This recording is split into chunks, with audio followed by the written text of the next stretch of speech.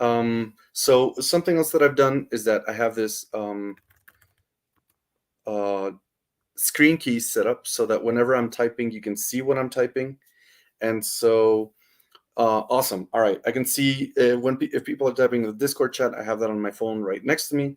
I also have my very trusty dispatch as a plushie, so I'll be using that as well for confidence during these trying times. So, what is a REPL? Let's get started there. That's easy. So, REPL, here's your classic REPL, right? The Julia REPL means read, evaluate, print, loop. So it's going to read whatever you type in, right?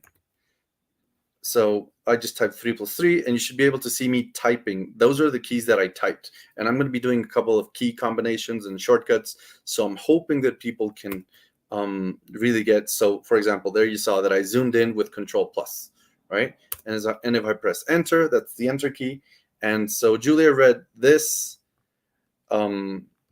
Then I entered, then it printed that, and now it's asking me again. So it's in a loop, right? That's easy enough. Big key combo, Control+L, clears your screen. So I'm just going to be going through many of these. Please feel free to ask your questions. And so we're going to go over the very basics, right? So the basic flow is that you're going to be defining stuff here in your REPL, right? Could you move your webcam overlay? I can. Yes, I think,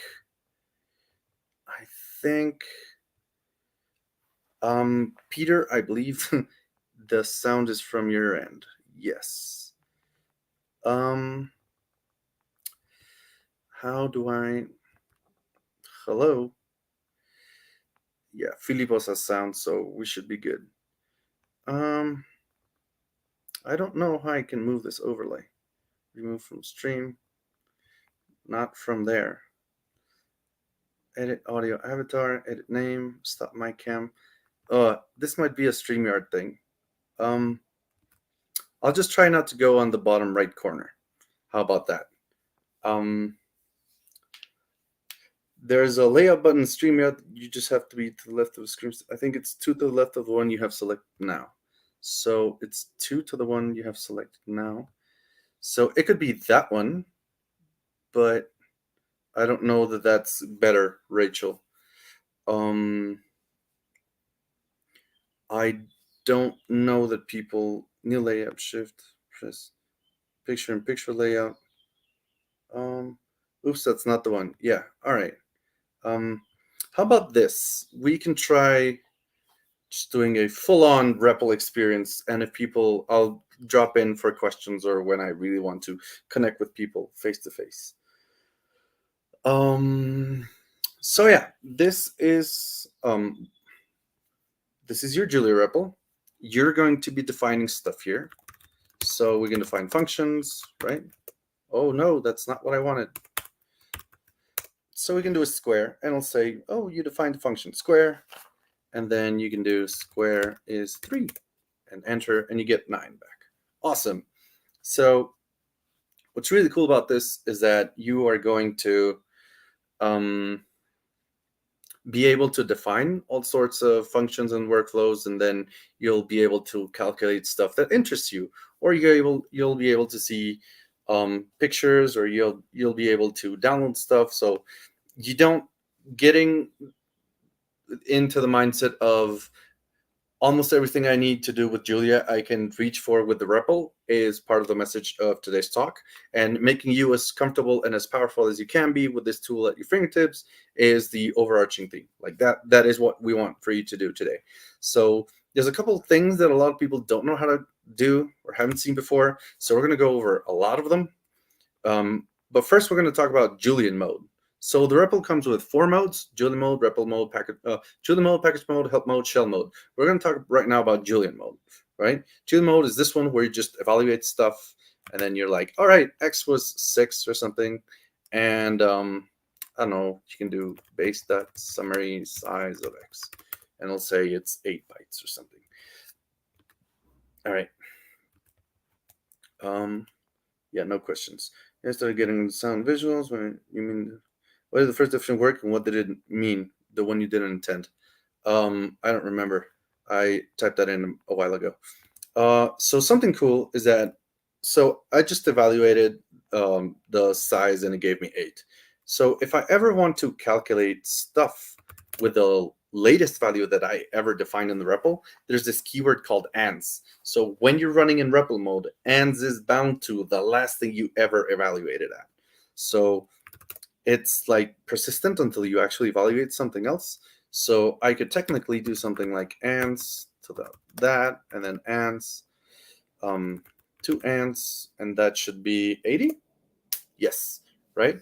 And now if I do ands squared, then that's going to be, I don't know, 80 squared, right?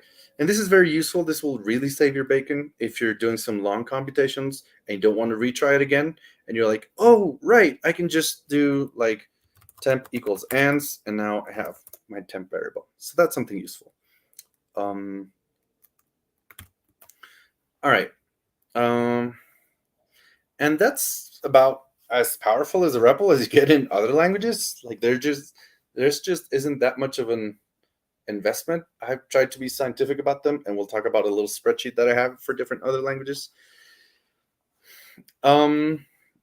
So now we're going to be trying to work the best that we can with different sorts of functionality that Julian mode offers.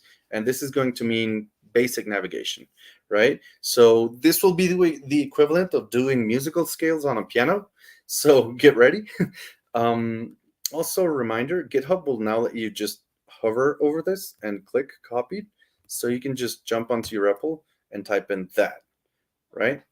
So what's cool is that you can do something that's very useful, which is you can, first of all, you can quit your REPL, right, with Control D. So whenever you're like, I abort my REPL, that's not a good thing, you can just abort with D. And then you can also do Control C when something is stuck. And you can clear your entire screen with Control L. This is probably the thing I will type in the most during any time that I'm using the REPL. It's just too useful to like go back to the top of the input for myself. Please increase the browser font size. Thank you. That was useful. I forgot about that. So let me check that nobody's. Does someone have the GitHub repo URL? I'm gonna run that again by people. Yeah, no worries. This is a banner, and we're showing that. Yes, sir. All right. So we should be good now. All right. So if you're ever evaluating a, I don't know, function, I'll show you how I did that in a second. And you ever forget that you have to type in like the last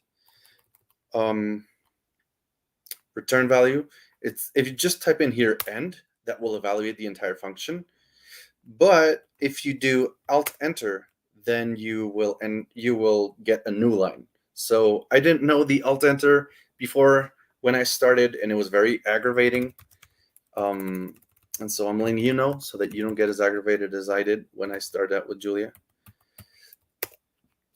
So there you have it. Thank you, Rachel, for posting in the Discord. So the first really powerful thing that's useful to know in the REPL is that you can just type up or down to go back and forth through your REPL history. So for example, I can go back to when I defined X, right? And then I can just do that with a bunch of up arrows, right? I did it with 11 up arrows. But something that people might not know is that when you scroll up into that history entry, you can also type in down, and that will go down from that entry itself, right? So now I can just replay my history if I keep pressing down and enter. And that's something really, really useful, right? Because if you ever try to write down a presentation, what you should do is you just have an entire script, you copy paste it into the REPL, and then you can add in a comment like start presentation, right? And then you do Alt-Enter, right, to get a new line, and you're like x equals 3, and then you can just go way back up to where that start presentation line was. All right? So something that people might not also know is that your up arrows and down arrows are smart, in the sense that if I ever type in function, and then if I type in, let's say, func, and then I press the up arrow, this pulls up the latest entry in my history that matches up to func, right?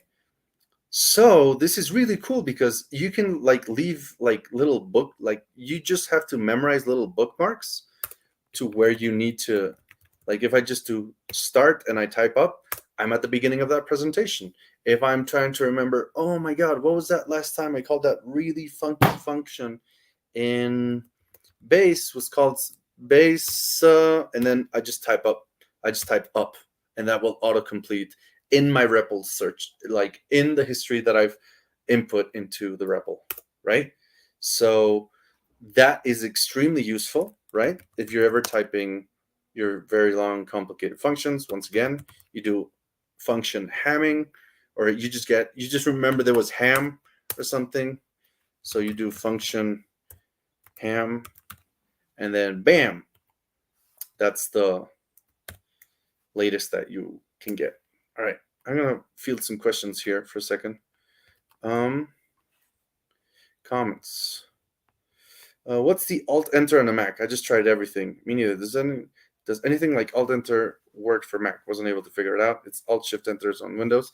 Yes, thank you, Seb Fitzner, because it's some of these, there's some inevitable per operating system configurations that we can't get around. We're going to talk a little bit more about that. What's the thing you're using to print out your keystrokes? That looks very useful. No, that's an entirely reasonable question, Graham. It's called screen keys. Let me post it here. I just installed it via Ubuntu. It's called screen keys. You can just do like straight up sudo apt install for screen keys. All right, so now we're going to do a little bit of exercise movements. So, oh my God, that's horrible. Horrible print. But this is supposed to be a snake. And what you can do is you can just use the arrows to move around through the snake. Oops, I screwed that up. Oh no, my snake is dead, or my snake is deformed. And then try and get to the apple, right? So you can do that with the arrow keys, but there's other ways to move around, and we're going to talk about a few of them, right? Actually, that should be with a comma. So I'm going to show off a little bit of I'm going to show off something, but I'm going to explain it later. So you can pull up a shell, enter into your editor, and then go snake, right? And then I can do like that,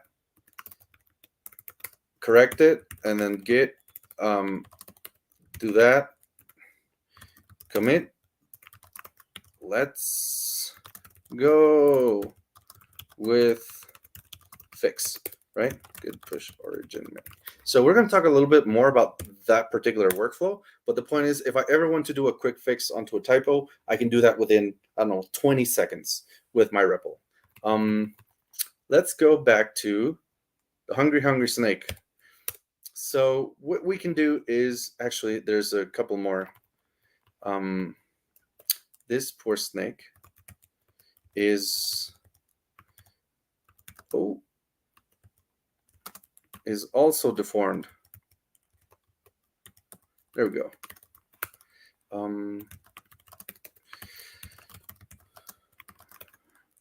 Snake typos, right? Git push. So we're going to talk everything about how I just did those things, right? But for now, just believe me that there's a snake. No, snake. There we go, snake. Oh, it's because I have the comment before that. And this should have, oh no, there we go. So, all right, snake is no longer dismembered. And so what we're going to do is we could use the arrow keys, but we can also learn a couple of useful key bindings, right? So if you start at where the snake is, there's the controls for moving forward, which is via Control F. And then you can also move down with Control. So think of it as Control forward. Then you can move down with Control N. And then you can move forward again. Control N would be like control next line. Control P will move you to the previous line. And then control forward. Oh no, that was to the end. But I can move backwards with Control B, right? So I can move around the snake, forward, forward, and then forward, and then next. All right, so there's some hijinks about like when it does or doesn't like go back a character or not. But the point is you can also move around with those keys. And so this is going to be useful when we don't want to take our hands off the home row. We're going to build up to that. But I just want to let you know there's ways that you can move the cursor around without needing to go to the arrow keys. And you can change that, and we're going to look at that in a bit. All right, question. So people should be seeing the updated snake now because I pushed that change. Yay! Awesome. So snake is no longer dismembered, and just GitHub has the worst rendering there. So one of the cool things that you can do now is without removing your hands from the keyboard, you can do function and then Control P, right? So you don't need to go down to the arrow keys. So you can just do, oh, what was the last function that I defined, right? And so you just need Control P and Control N, right?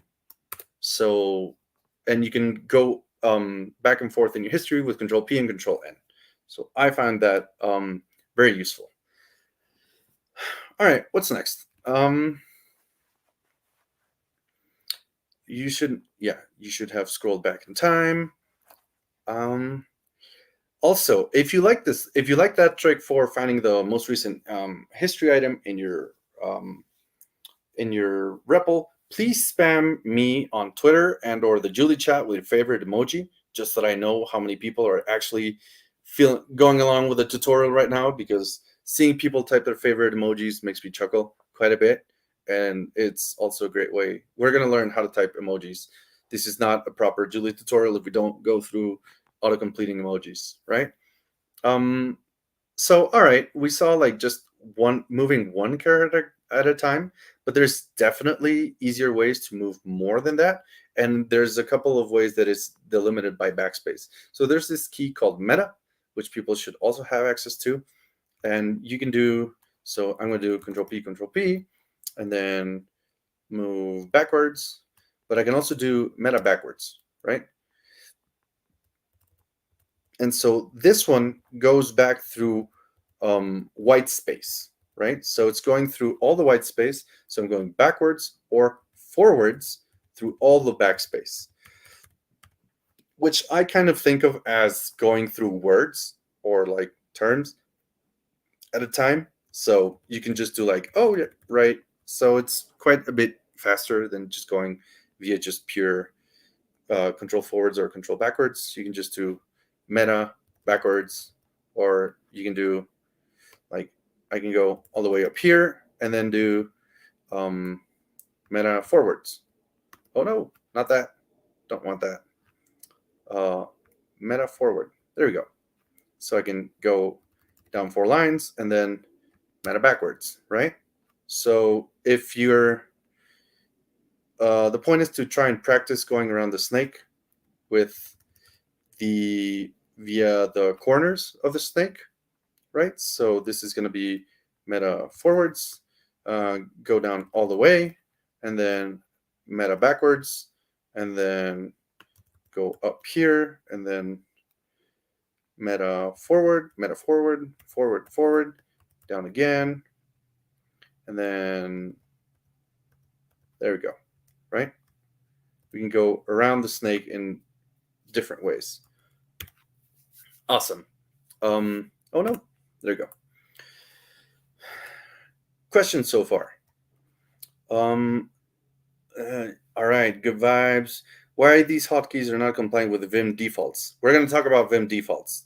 I love Vim defaults. We're not getting those here right now, but they start out with Emacs defaults, and until people pull requests differently. And big shout out to John in the chat, who is posted their vimbindings.jl, and there's one by Caleb Allen too. So they're in the Discord. All right. So also very useful. If you're at the very end of your input and you want to go all the way back, you can just type home, or you can type end. So if you ever have a huge function and you don't want to type it all again, or you have a really long one-liner, you can just type home and end, right? Or you can do meta at, sorry, that was, yeah, that's supposed to be, all right. It's supposed to be control at the beginning and then control end. So that will take you to the end of the line, but if you type it at the end of the line, it will take you to the end of the input, right? Once again, if I have my cursor at the end, I can do Control A to get to the very beginning. I can scroll down, Control End to go to the end of the line. Control A to go to the beginning of the line. Control End, Control A, and then if you type both of those really quick, then you go back to the beginning of the input, right? So Control A, Control E. So now it's very, we're getting comfortable with the REPL.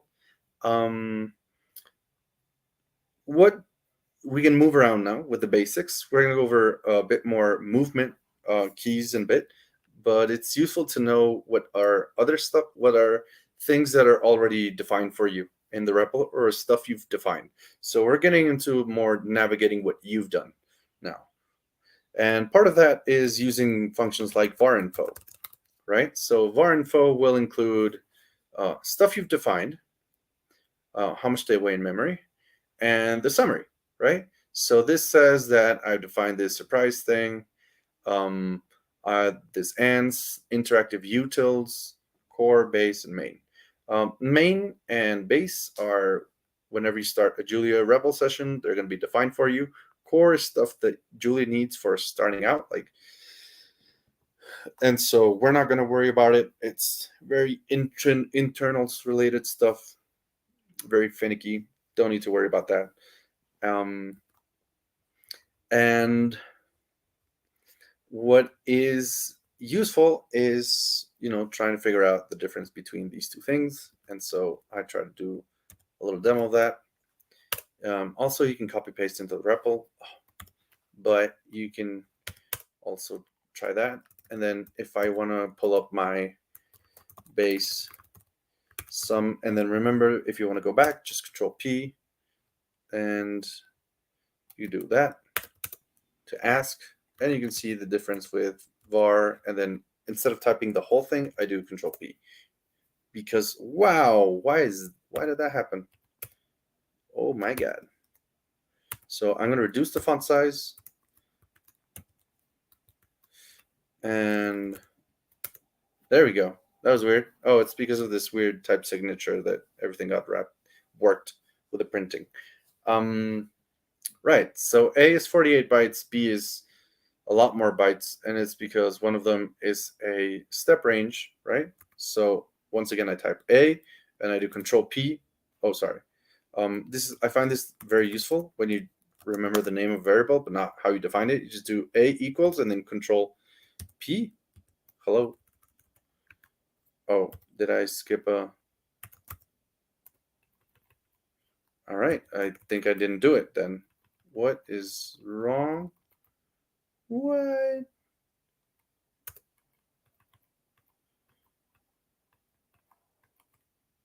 All right, weird. It maybe my copy got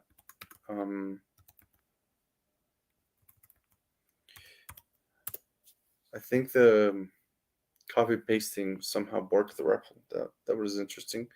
At any rate, you can do a equals and then control P, and you'll autocomplete the how you define the variable. So I find that really useful sometimes. And then when I'm done with seeing how it was defined, I'll just do home and then comment it out, so I know that it doesn't bork the rest of my code. So I just have it accessible. Another really useful combination is that first of all, I'm not coming up with all these combinations. They're all in the manual. And reading the manual is something that at some point everyone should do, at least the Julia REPL part. It's very friendly. What's not so friendly is that there's just this long list of, we're going to talk about package mode and shell mode and all this stuff.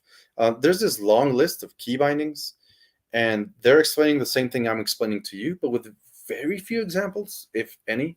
It's supposed to be like a reference.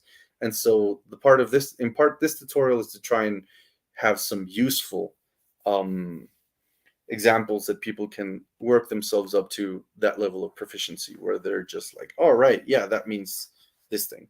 So one of the useful key bindings that you can do when you're just starting a REPL, if you're debugging something that keeps erroring, or if something doesn't load, or you're restarting the Julia REPL a bunch, is you can just do control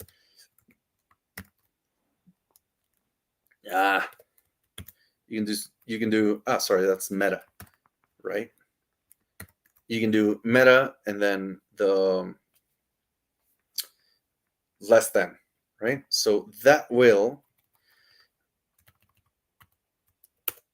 take you back to the first thing you defined in this Julia session. On the other hand, if you type in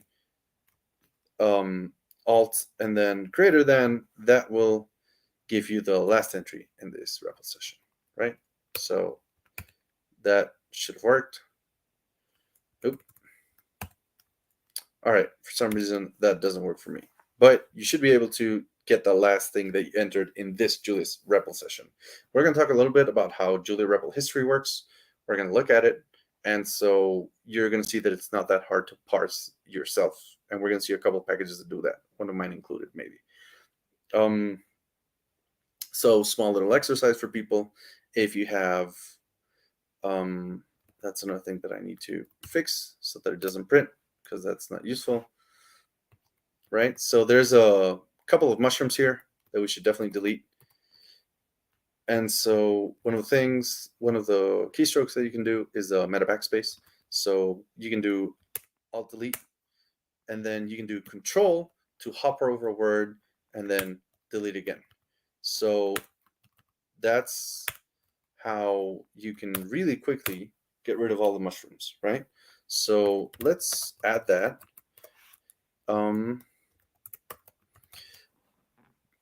Badger. This is control plus right, and then control plus left. Skip over an entire word, and then that.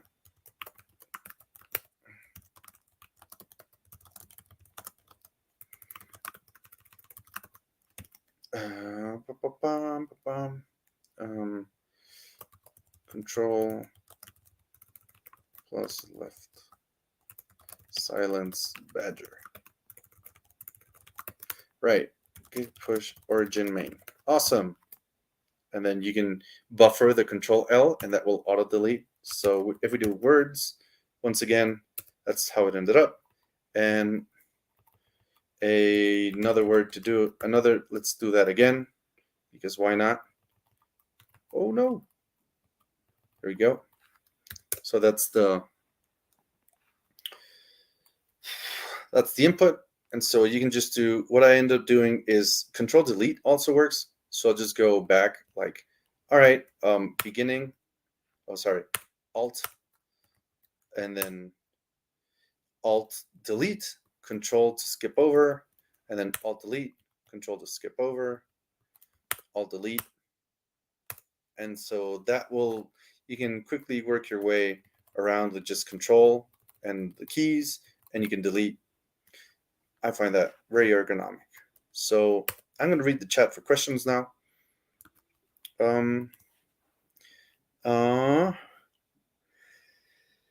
You can also do Control A for home. Control A gets you to the beginning of the line, home for the beginning of the entry. Is there a library for TUI? There are. We're going to talk about a few of them. When should we preference using the REPL IDE or plain script? Basically, every full-fledged IDE has REPL integration. VS Code has it too. So there's definitely going to be talks on VS Code. Go to the talks on VS Code. They're going to talk to you about what the REPL is. Alan, the REPL is what you're looking at now. It's like the Julia terminal, read, evaluate, print, loop. That's what REPL stands for. Is anyone struggling? Is anyone struggling to find some of these modifier keys on the Mac? I'm very sorry for the Mac users. REPL inside the IDE. So I'm focusing on the REPL because different IDEs have different levels of support for everything that you can do in the REPL, and some of the shortcuts can be hijacked by the editor. So, or you need to type in a combo of two. But this is the most basic Julia experience, no matter where you're using Julia. Almost, I think Pluto and Jupiter definitely have this. Emacs has a lot of this, but sometimes it struggles with clearing screen. VS Code is probably the best supported REPL at the moment. Yeah. All right. Yeah, me too. Sorry for the Mac users. All right, there's a spurious to do here, which I will try to get to. So I'll do Alt to get back, and then I can do meta word. Nope. I can do meta D. Yeah, to delete the word in front of me. So if you're used to the, oh, that's much faster than what I used to do. So, I deleted a thing here. So if I go back to the badger mushrooms, I can just do Control F and Control B to move around. I mean Alt B and Alt F to move around, and then I can do Alt D to delete an entire word. Oh, that's neat. All right, learn something every day. And so yeah, I don't even need to reach for the backspace key. So if you try this Alt DFB combo, you can really move around quite quickly and just delete stuff that needs to be deleted. All right. Let's try that. There's another key for deleting stuff, and that's Control W. So let's try that one. Clearly doesn't work. Home to get to the front. Control End to get back. Nope. I want back. Nope. I want at the beginning of this input. Right. And now if I do Control W, oh, sorry, this one's backwards. Right. If I go forwards with Alt, and then I do Control backwards, Control W, it will delete backwards until the first instance of white space, right? So once again, if I'm here and I do Control W, I can delete the first thing that isn't white space.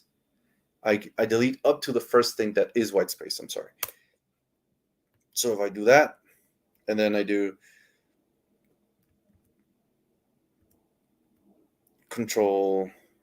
it's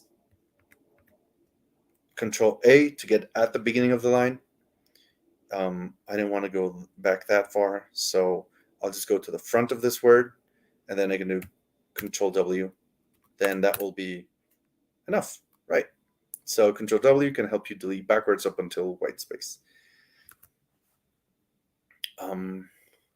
You can also do Control Right and Control F for going around. Yeah, just wanted to make sure I had that written in. All right. how to send all the code of REPL session to a file. We're going to talk about a way to do that.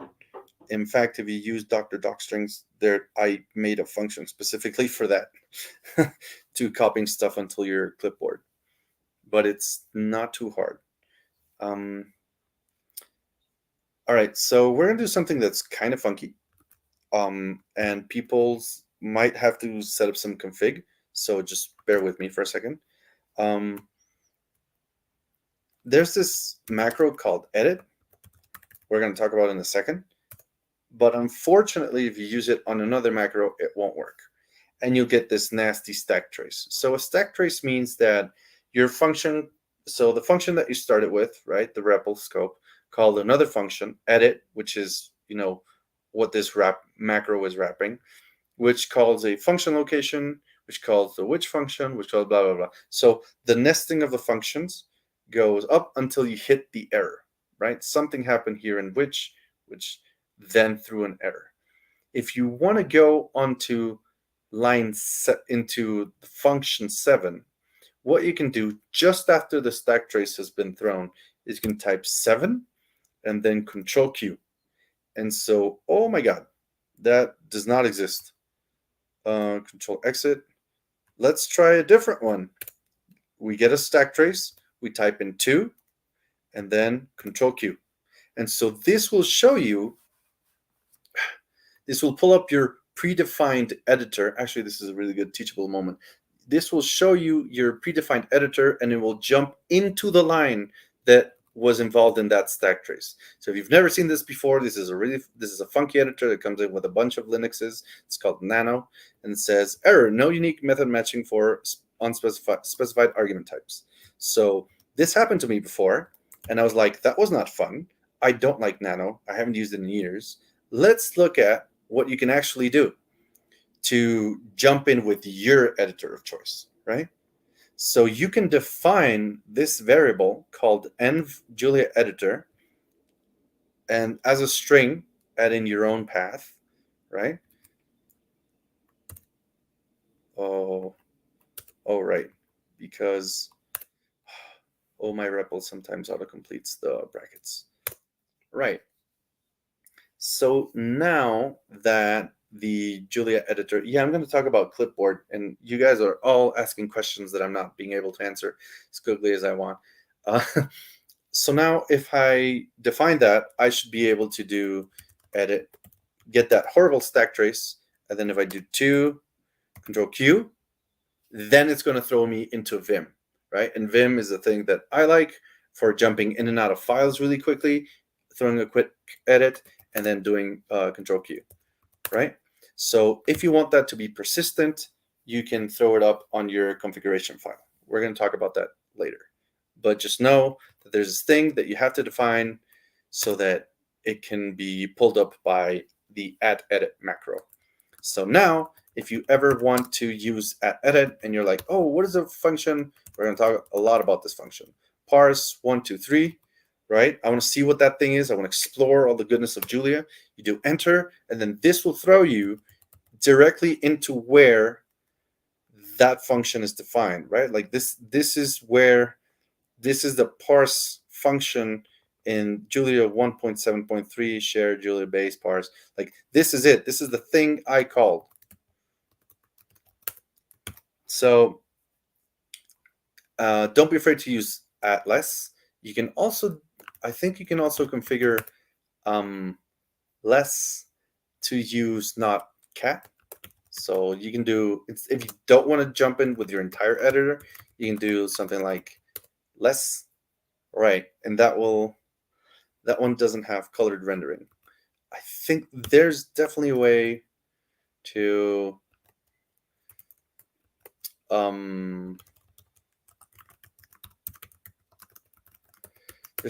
set up less with your predefined terminal pager. We're going to talk more about that later.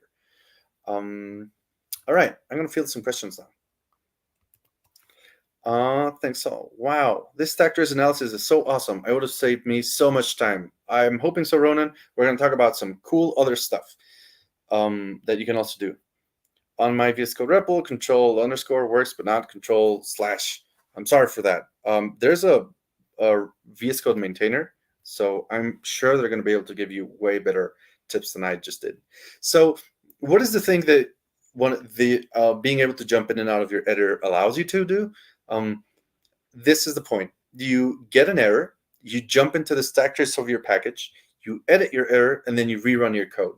And this is going to be exponentially more productive when we look at revise.jl and how that works, right? We're also going to talk a little bit about where you can leave like these variables saved to your environment in your Julia code. There's a file for that. But before that, I just want to let people know that whenever you see like those nicely formatted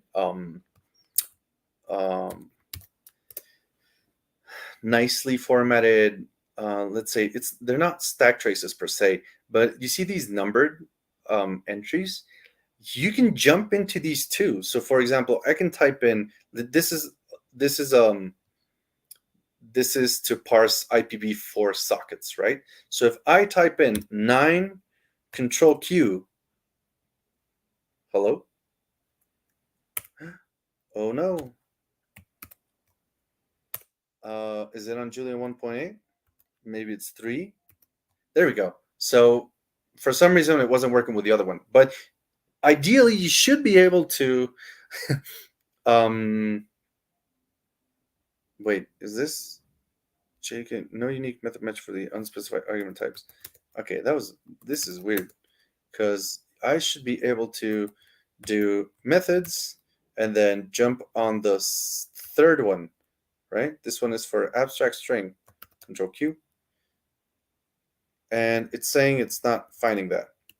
All right, unfortunate. The point is, whenever you see nicely formatted methods like this, you should be able to jump into that stack trace. Again, with the same keyboard shortcut. So 1, control Q.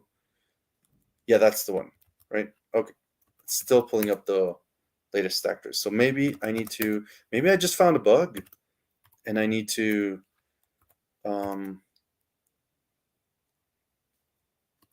yeah, I think I just found a bug. Interesting. All right.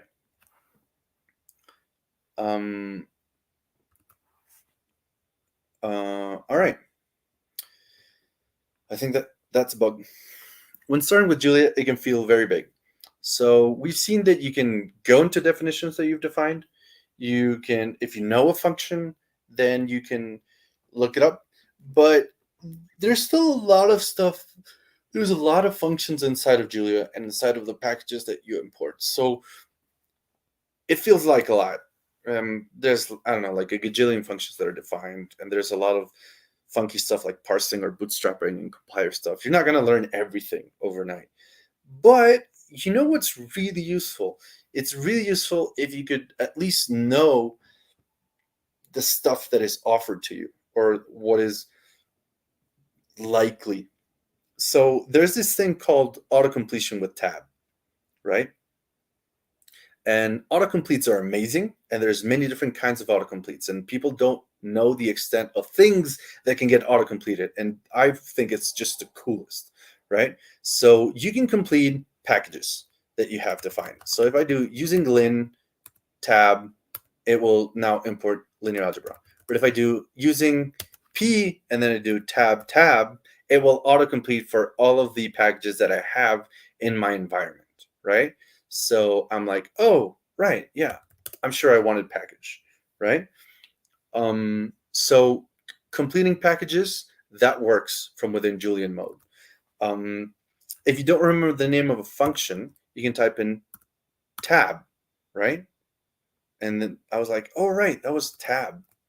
And then if I don't even remember the arguments of a function, I can open the parentheses, type in tab, and then I will have the methods that are appropriate also auto-completed. And those auto-completions should narrow down as you fill in more types. So this should be more precise, right, than this.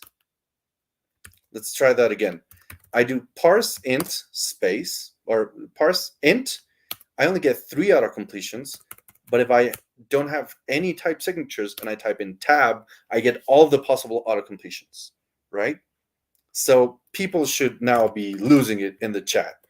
I'm certain the people should be like, "Oh my god, how is this possible? This is amazing. This is just the best thing since sliced bread and toast."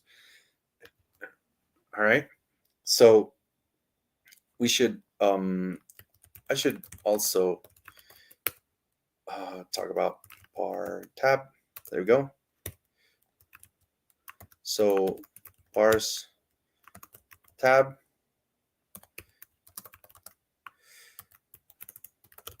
shows all methods.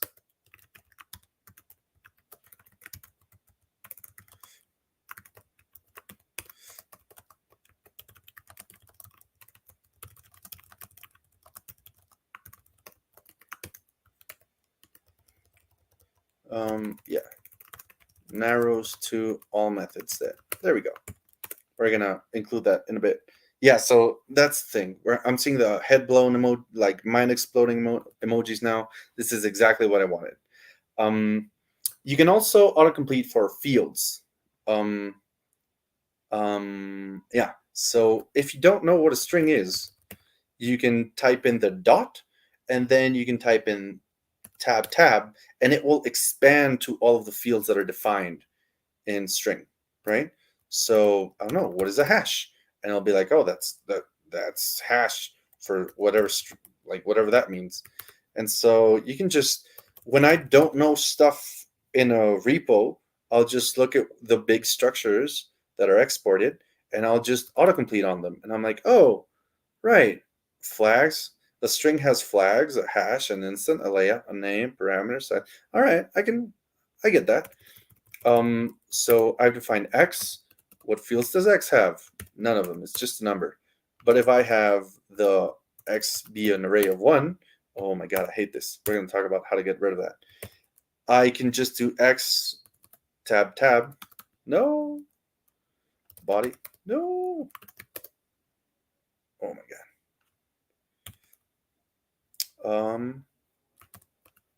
So array X equals array of 1, 2, 3. What? All right, so it's not letting me access the fields here.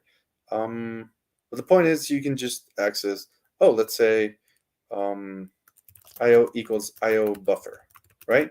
I created an IO buffer and I don't know what's in it, so I'm just gonna tab autocomplete to be like, all right, there's an append, there's a data, there's a mark, max size, pointer, readable. That's the kind of thing you'd want to know if you're using a buffer, right? But if you've never used it before, you're like, oh, those are the things that will let you know what this buffer thing is, right? There'll be a couple of Boolean flags set.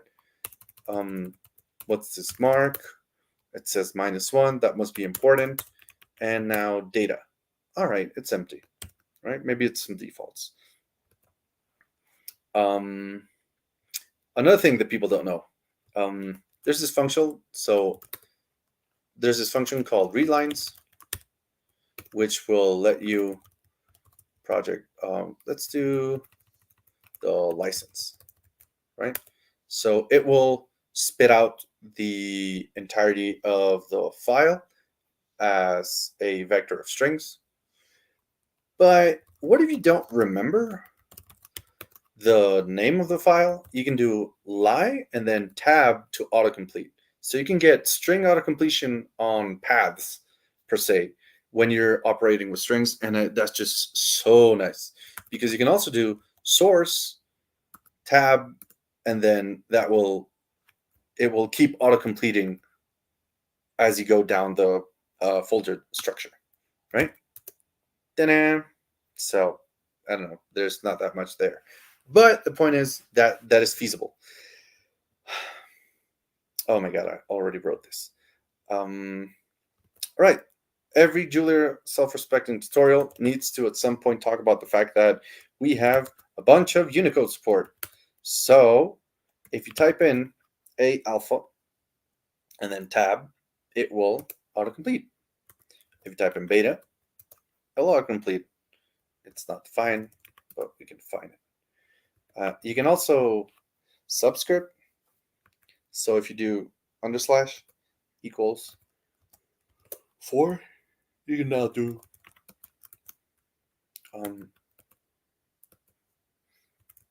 I forgot my syntax there. 3, and that's 12. Awesome. And so you can also keep completing for, what was that thing that was called like par?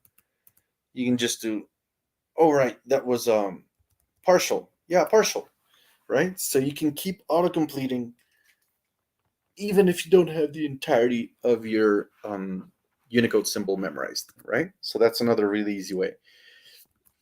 But we also have emojis. So you can, if you don't remember what the boat emoji was called, you can do bow, B-O-A. Oh, there's a boar? There's a boar? Oh my God, there's a boar. Awesome. So, yeah, arithmetic on emojis. Works amazing. I'm gonna look at some questions now and take a strategic sip of water. Typo, narrows instead of narrow. I'll get. Gracias, Marco Antonio.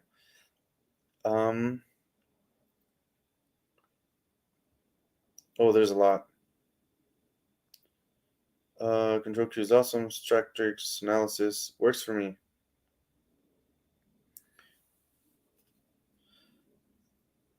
Mind blown. Oh my God, amazing.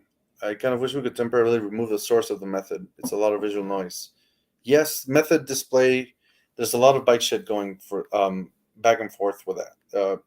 It's not easy to come up with sensible defaults for that everyone will like. It's second nature to tab everything everywhere. You stumble upon them once you get like the hang of it, but just keep randomly trying to autocomplete stuff. I also wish more REPLs implemented ants. Yes. You can use methods with. Yes. All the time that was wasted.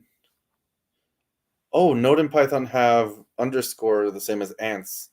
Interesting. I did not know that.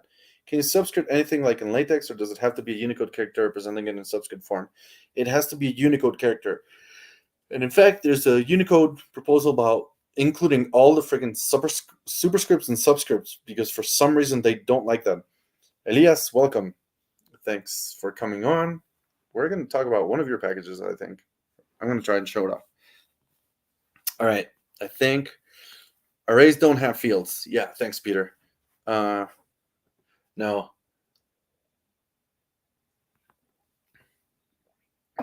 right.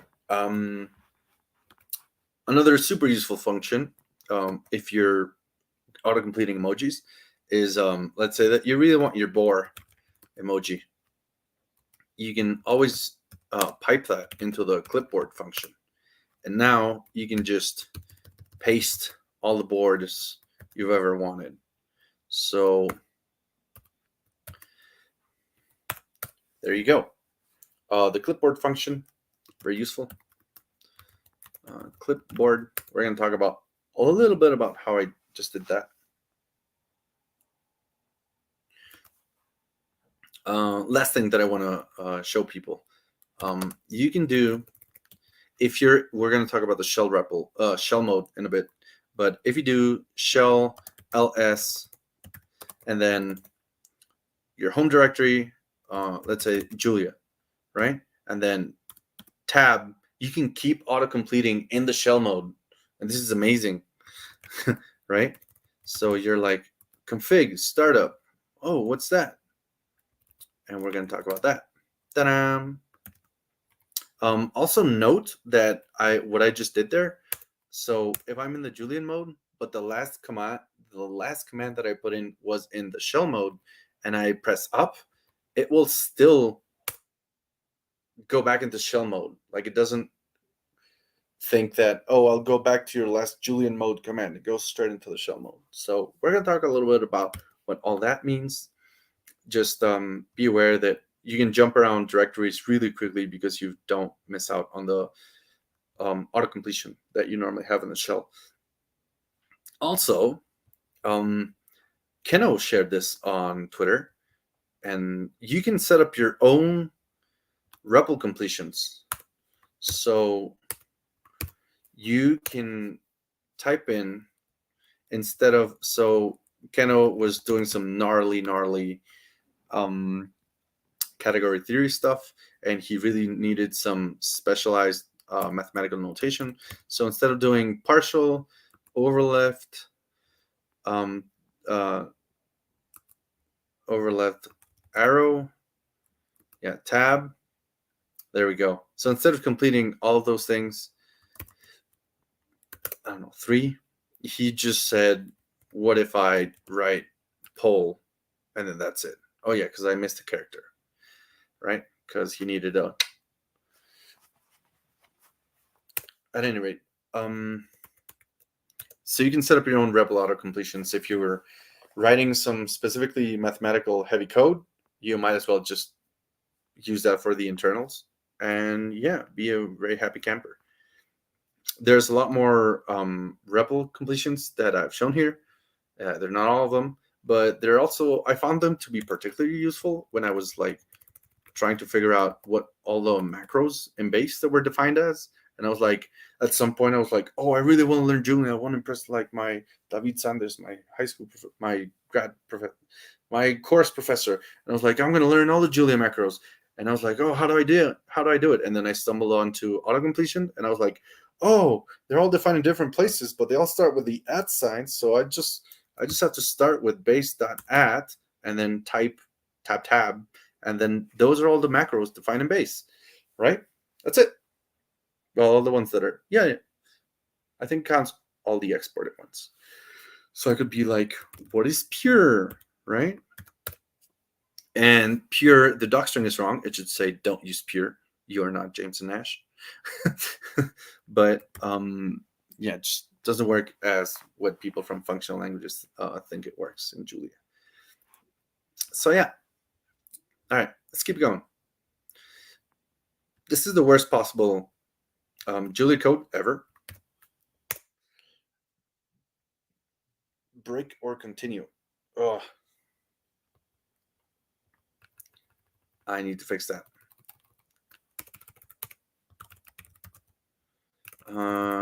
Return 0. Yeah, return -1. Let's do that. So this is the worst possible Julia code you could write to calculate this. And so we're going to go through some editing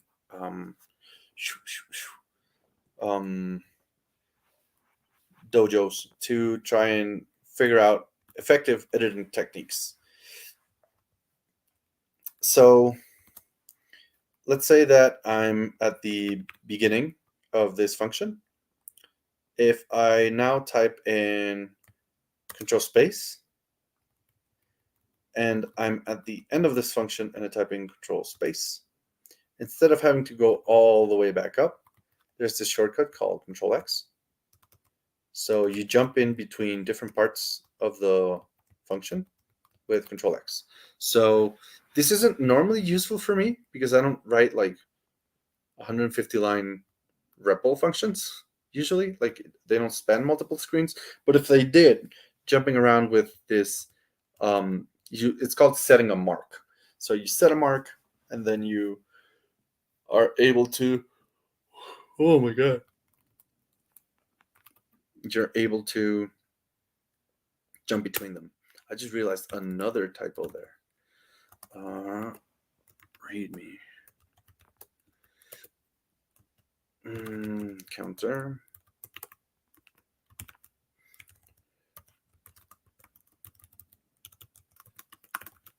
All right. We'll get that when we're done. All right. So next drill. I think this is probably the most informative exercise you could do if you really want to practice a lot of these key combinations.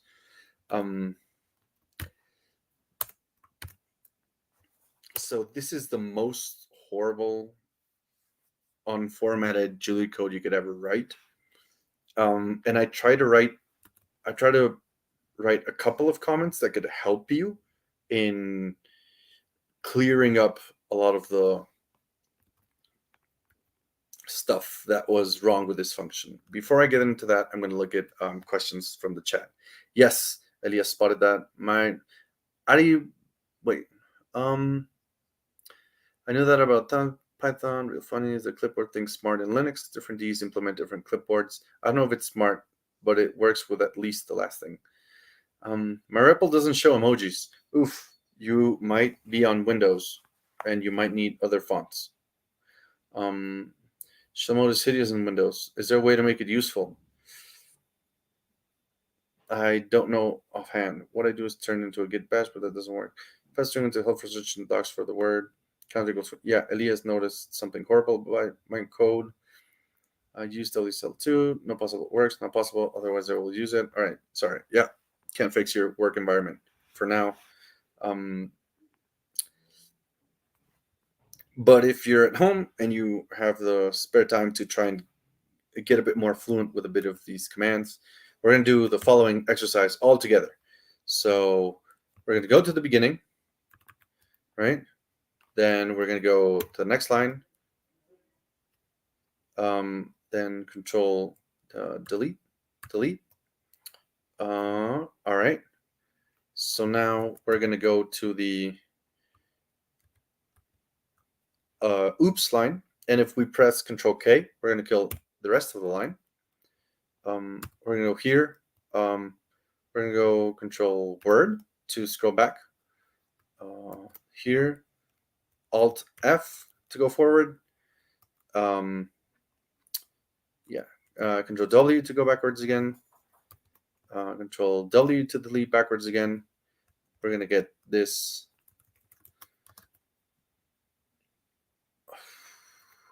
Control N to go to the beginning, next line. Then Control A to go to the beginning of this line. Then Control K to kill it. Control K. Go backwards. Kill that with Control W. Control N. And forward. Control W. Oh, sorry, that wasn't supposed to be that one. So this one, there's this other thing that's meta L. Oh no. So if you're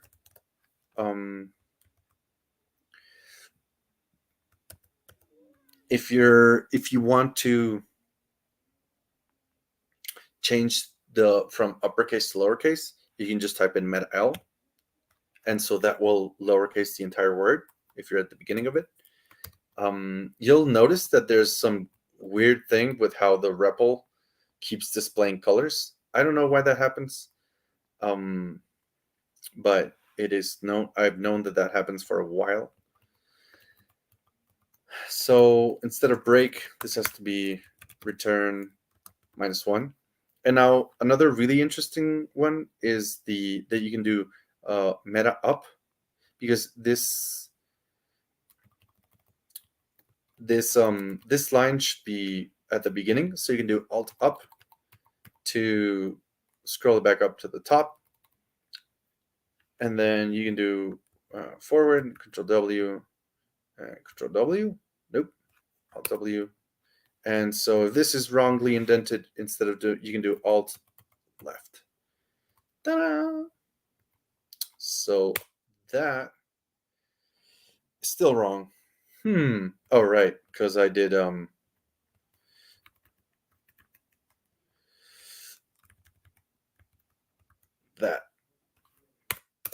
There we go.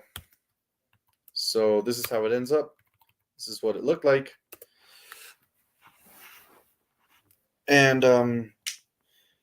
yeah, just 2 little pointing grounds so people can see a few examples and get a bit more comfortable with that. I'm gonna look at what people are saying now. Nothing there. Oh, I think my banner is done. Oh no, I'm just gonna leave it there. Why not? Yeah, so the prompt for that is that a very dedicated cat ran across the keyboard, maliciously writing oops all over the place. And that should be called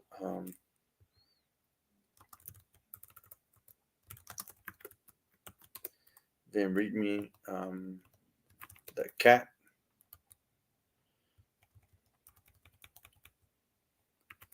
Oh, I forgot to return -1. So I could do NRUTER.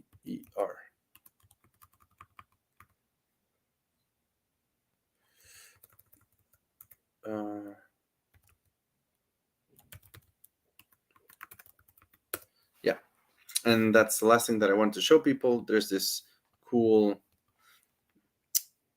if you want to switch the two, break up. Yeah, if you want to change these two characters about the cursor, you can type in Control K, and so that will flip them with Control T for transpose, right? Awesome. What else is new? There's a Control Undo for the previous action. Control K will kill to the end of the line, and they'll add it to your kill ring. We'll talk about that later. Control D will delete one character and advance the word. Control W will go backwards and delete the word. You can lowercase an entire word. You can also uppercase a word. It's in the manual. Meta up I found really useful to float. Meta left to reindent. All right. So all of this talk about bindings means that you can also define your own bindings. And so this means that looking at a little bit too much internals for my liking for this workshop, but regardless, you can still do that, right? You need to do it via the line edit API. So you're going to do line edit mode, history previous, or edit move up. So this is now Vim keys with Control K and Control J instead of Control N and Control P. And so you set up the REPL interface there. If you're really interested, you can go and read the source code. It's not the most friendly Julia code, and this is known. It's one of the parts of Julia that has been quite untouched and a little bit unmaintained for the better part of Julia's existence. If you ask Stefan Karpinski about it, he'll be like, "Yep, it's we would do things differently now, but it's what we have." I won't be talking about deep Julia internals, Julia REPL internals, because that would be just not as practical for many people. All right, I think I'm going to take a little bit of a break after I answer some questions. Does anyone know how to remove the tab change focus feature in VS Code or tried various REPL commands? I thought we can make adjustments in the code in REPL. I just wanted that the devs went with a Vim approach. The section has already started giving me RSI. Yes, and that's why I don't use the Emacs bindings. And so part of this presentation has been about inviting everyone into, I want Vim key bindings. Can someone please be nerd sniped into contributing that into Julia, or at least having a decent package? I think Arbit Random User has suggested a bit.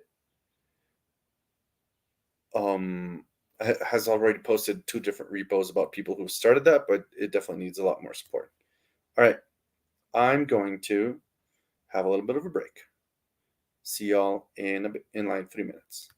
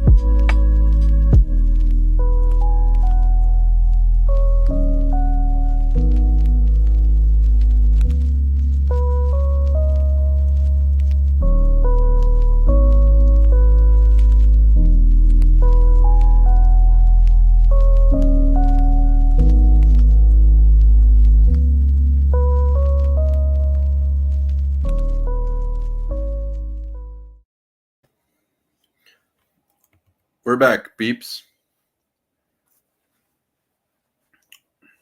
I didn't find screen keys for Mac, so it possibly doesn't exist. It might not. There's probably an equivalent program for showing. There's definitely an accessibility feature in Mac for showing that. All right. So we're done with Julian mode for now. We're gonna go through a. Wait, did I show reverse? Oh, I didn't show this. That's my bad. Last thing before we move out from Julian mode, if you're using Oh My REPL, it's going to be a bit different. But if you do this Control R, you're going to start doing fuzzy search over your inputs, right? So if I type in horrible, it will start auto-completing with a fuzzy search, which is like a more approximate search, like closer to like a search engine, I think, about the previous inputs that you've sent to the REPL. And so you can do stuff like, so remember, Control R to search in reverse, and you can type in X, and so it will show me all the things that started with X, and then all things that then contained X. So you can do that quite. This can be quite effective for searching for stuff. So I can do function ham g, right, and then it pulls that up. So you can see, you can have a little bit more of an interactive search. And what's really cool is that you can do, let's say, using, and then like that. That's the last one that I recall typing in. And then you can do Control F. Wait, that didn't work. You can do Control F, Control F, X, Control F. All right, so there's a way that you can go with like backwards fuzzy search and forwards fuzzy search with Control F, I think. But reverse mode is what I use 99% of the time. All right, so that's it for the Julian mode. We're going to talk now about other REPL modes. So we're going to go and talk about the help mode. I've used it a little bit, but to get into the help mode, you type in the question mark. And then, by the way, you also get autocomplete here, right? So if you don't remember what the parse function did, then you can, or what the parse function was called, it will autocomplete. So this will throw a bunch of docstrings, right? Wow. But if you type in something that's a little bit more, there we go, terse, then we can get the clipboard function to hopefully show us a few examples about what it does, what types it expects, and a few examples, right? So for example, I'm saying a lot of examples. What's another function that I really like?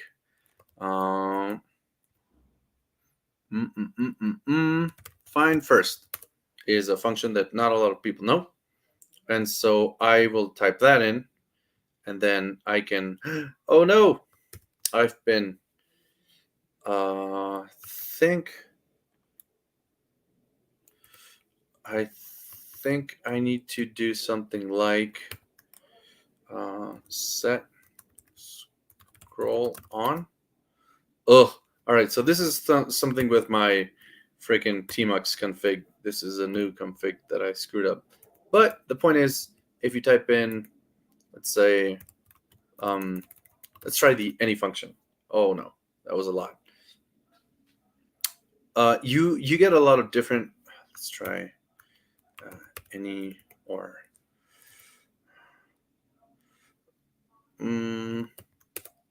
Yeah, let's try that.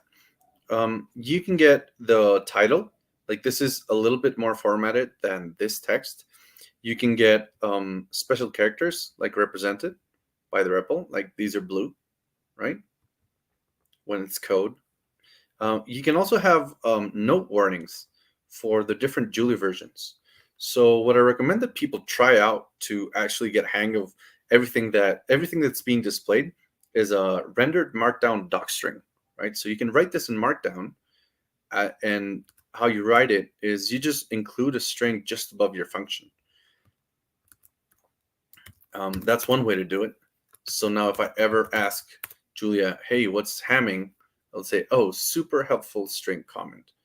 And I'm like, that wasn't very useful. You can also add doc strings this way, and you can go like way more useful, way more pretty. Let's do dancer.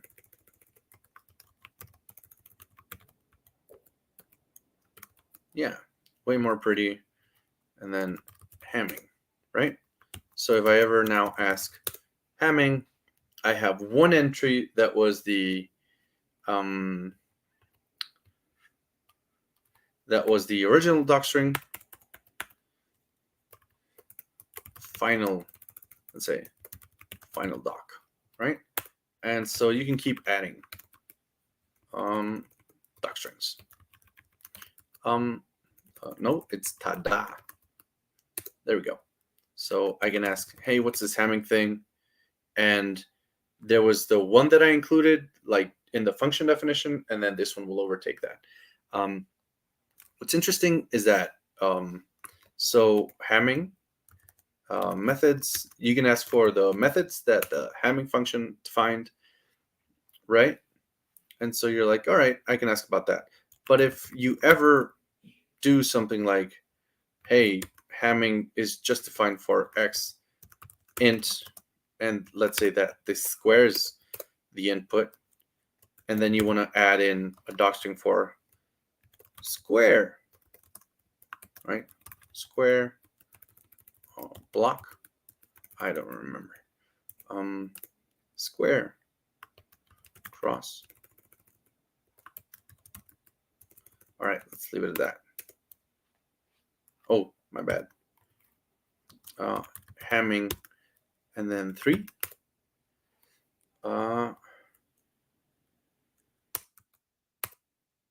Right. This will include. So this is a very Julian version of docstrings, because as you add more dispatches to a method call, you'll get different. You'll get more docstrings, right? So let's say that I'm looking at the docstrings for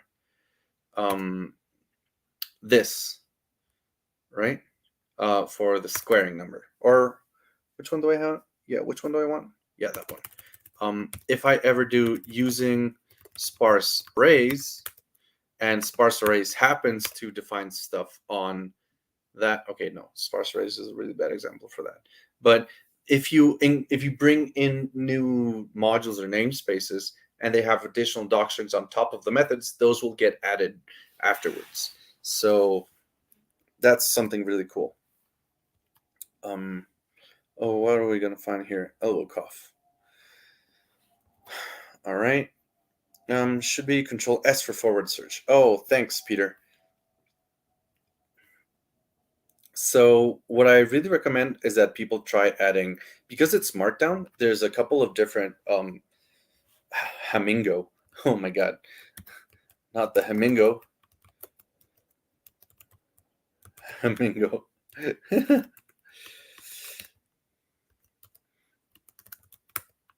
Right. Because it's Markdown, I definitely recommend that people check out what is possible in the parse docs. And you can do that with the edit parse int 123. And so if you scroll up to almost the beginning of the file, you can see that there's a lot of different stuff that you can write. So there's this compat thing, there's examples, you can include a region of doc tests. These get run when you're using Documenter. So there's quite a few. You can also add, let me show people. Oh, I'm there. I was doing the Hamming, right? So let's go to super. Whoop. So I'm going to try the reverse search. So that's super useful. There we go. Control A to go to the beginning. Alt F. Alt backwards. Super useful string comment. And then, yeah, I think I want the triple quotes. You don't need triple quotes, but I just find them helpful.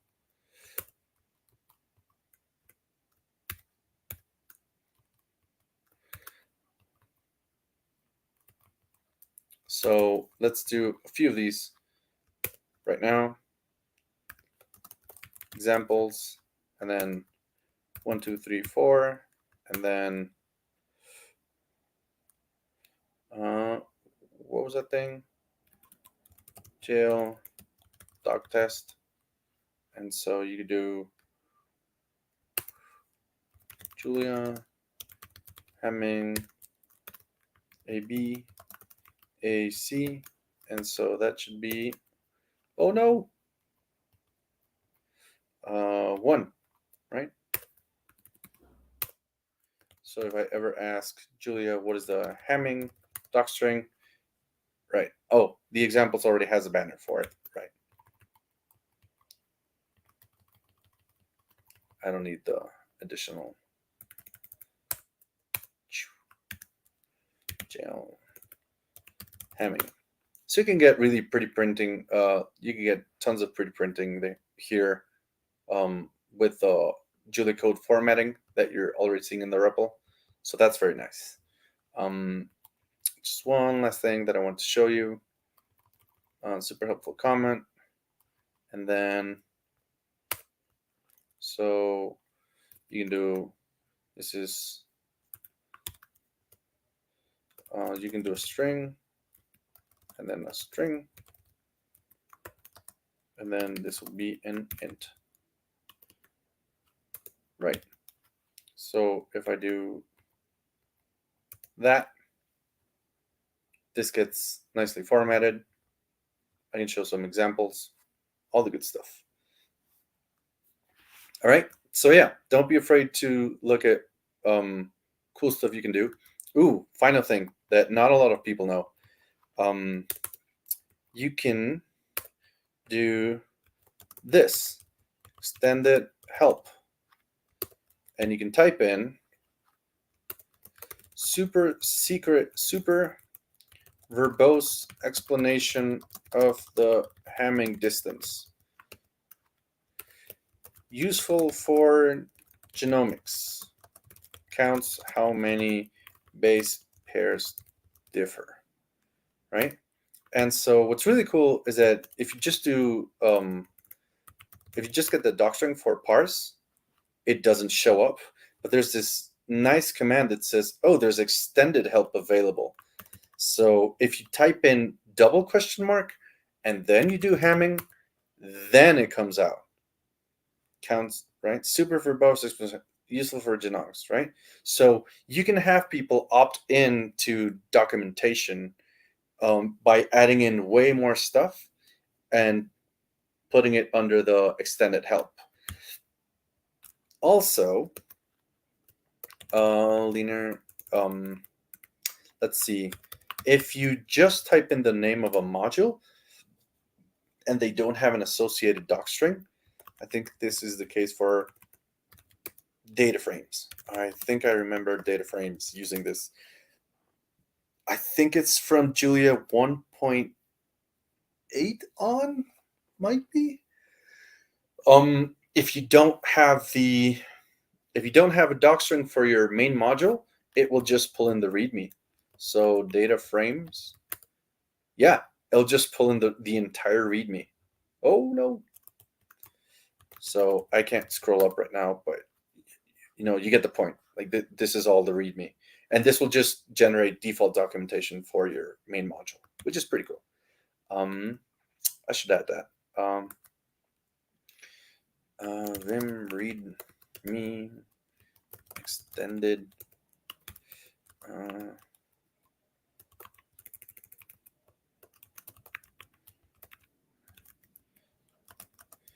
If you don't have a docstring, your main module,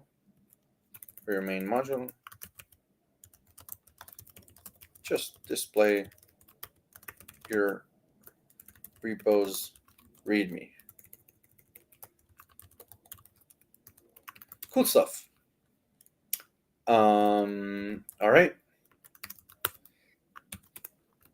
Things that people didn't know about their Julia REPL help mode. Extend help. Oh, right, the apropos. There's this function I didn't find too useful at the beginning. It's called apropos. I think it comes from like Linux times. So you can ask like, hey, what are all the Julia functions that contain the args keyword, like any mention of args within their docstrings? And so this will say, oh yeah, all of these contain it. I think it's yeah. So it also exists in Unix. This tilde utility is amazing. Search for a keyword using a regular expression. Search without restricting the output to a terminal keyword. Right. Search the manual pages for names and descriptions. Yeah. So this just searches all the Unix man pages for whatever regular expression you passed in, and you don't even need to type in the function name because you can just type in, like, let's say args, and that will give you the same information. So I could just be like, hey, what was that dancer thing? Sorry, that was dancer in the help strings, and okay, I didn't have dancer. But if I have, what was the example I tried? Yeah, let's try Unicode. Unicode. Then all of these functions have something that says Unicode within their docstrings, right? Furthermore, if you happen to know regular expressions, you can use those in your. So a regular expression in Julia is defined like this, right? That's, you can ask, hey, what's that thing? And it'll say, oh, actually, R equals that. And then you're like, what's this R thing? And there's like, oh, that's a regex, whatever it's called. But you can do stuff like, oh, these are all the things that contain that. Or you can do arg. I want to know all the things that define some numbered argumentation. All right, yeah, argtools does that, and for some reason invoke and atomic. Funny that. So if you ever need regular expressions for searching to all your docstrings, they're there. Things that people don't maybe know sometimes is that you can also just type in a character. Oh, okay, I missed that. You can just type it in. I would count this as sort of a REPL mode help. We'll see why in a second. And so you get like the entire Unicode representation. It says the category it's in, it's a letter, it's lowercase, blah blah blah. That's wrong. Vim README So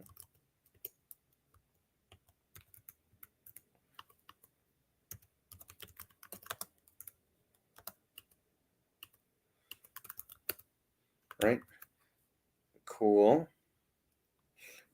What is cool is that you can just type in characters. Wait, was that what I wanted to write? No. But I definitely can. Oh my god. If you just type in like the partials Unicode function, Unicode character,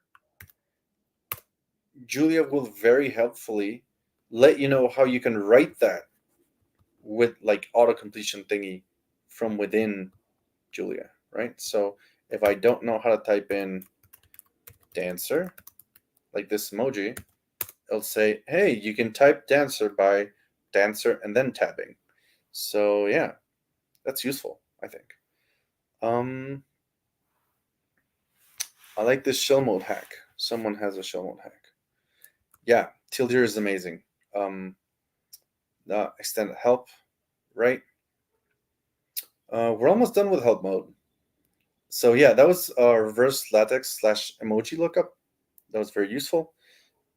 And shell mode is the last remaining canonical Julia mode. So if you type in semicolon, no, yeah, semicolon, you run into this thing called shell mode. So shell mode is an emulation, not emulation, but like it's a fake shell in the sense that it's just Julia code parsing what you want to do and then letting you try and do it. So I can do ls. So if you're in Unix, ls will show you it will list your directory. I can do bat, which is a nice pager for the, let's say, the license, right? So it will pretty print that. This shell mode doesn't let you do stuff like, oh, by the way, normally you can do like word count on the license file. All right, Control C to get rid of that. So you could do word count on license. Remember, I can tab complete. So I just did word count lie and then autocomplete. But you can't run that on, like you can't do ls and pipe that into word count, right? I think this is supposed to be xargs. It doesn't matter.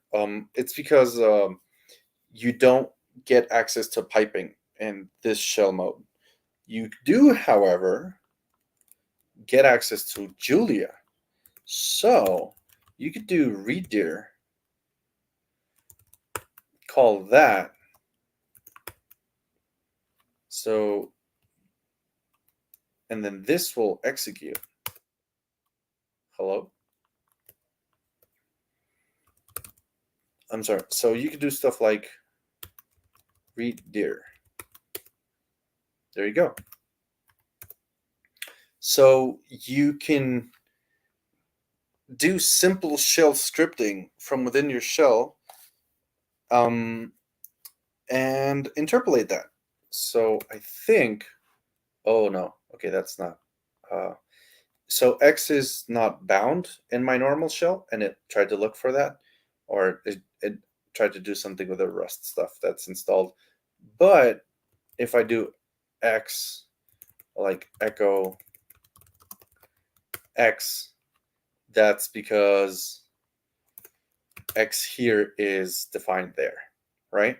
So you can do all of a bunch of Julia code, right?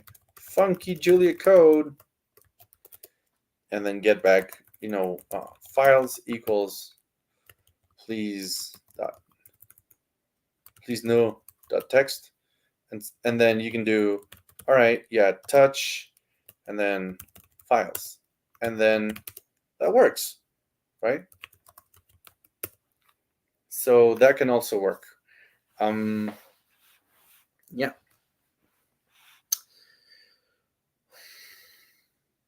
Yeah, that's the gem shown here. So what I find most useful about the Julia REPL shell mode is being able to have like a very fast text editor that I can open up.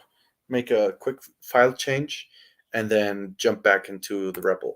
So it's not uncommon. So I've done it a few times during this video, but I'm going to talk you through it now. So let's find the typo that I've made here. This extended help can now be deleted. So what I do is I just type semicolon, vim readme, get the autocomplete, right? And then I do / to search, extended. I type in n to go to the next one, and I just do .cc, that deletes it. And then I save and quit. And now I can get add it all, git commit am, and then fix more typos, right? Git push origin name. And then I do Control L, and it buffers that. So all in all, it's like it. Once you get into the habit of doing that, and now I deleted it. Yeah. Excellent. I think I'm going to take a few questions and a strategic sip of water before I go into the package mode. All right. What are we going to find? What OS is Miguel using? Grant, I'm using Pop OS. It just seemed like the easiest way to get set up with Debian, but it's basically Ubuntu with like more productivity defaults. Yeah, Pop OS, but it's basically an Ubuntu.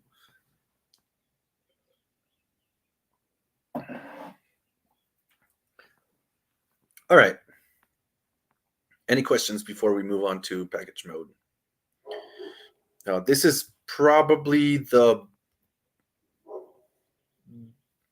I don't know if it's the biggest productivity boost you can get with Julia. It's probably this and revise. So any questions before I move on to the package mode?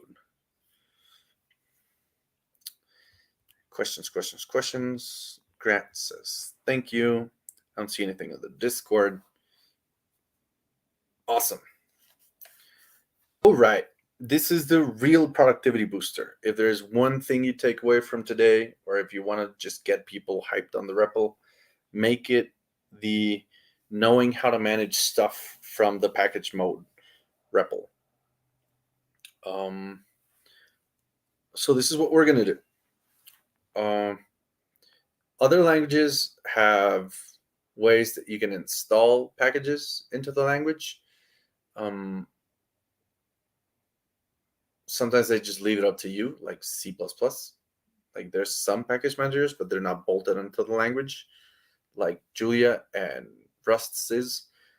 And so what's really cool about Julia is you don't need to leave your coding environment for their code to be installed, have it reloaded, and try and rerun the code. You can just do that dynamically. So now in the newest Julia, you can do using, let's say, what's a package that I haven't used in a while? Unicode plots, maybe. I don't know if I have it on this machine. But the point is, if you don't have it, Julia will now will prompt you, hey, so for example, I'm going to remove Unicode plots, right?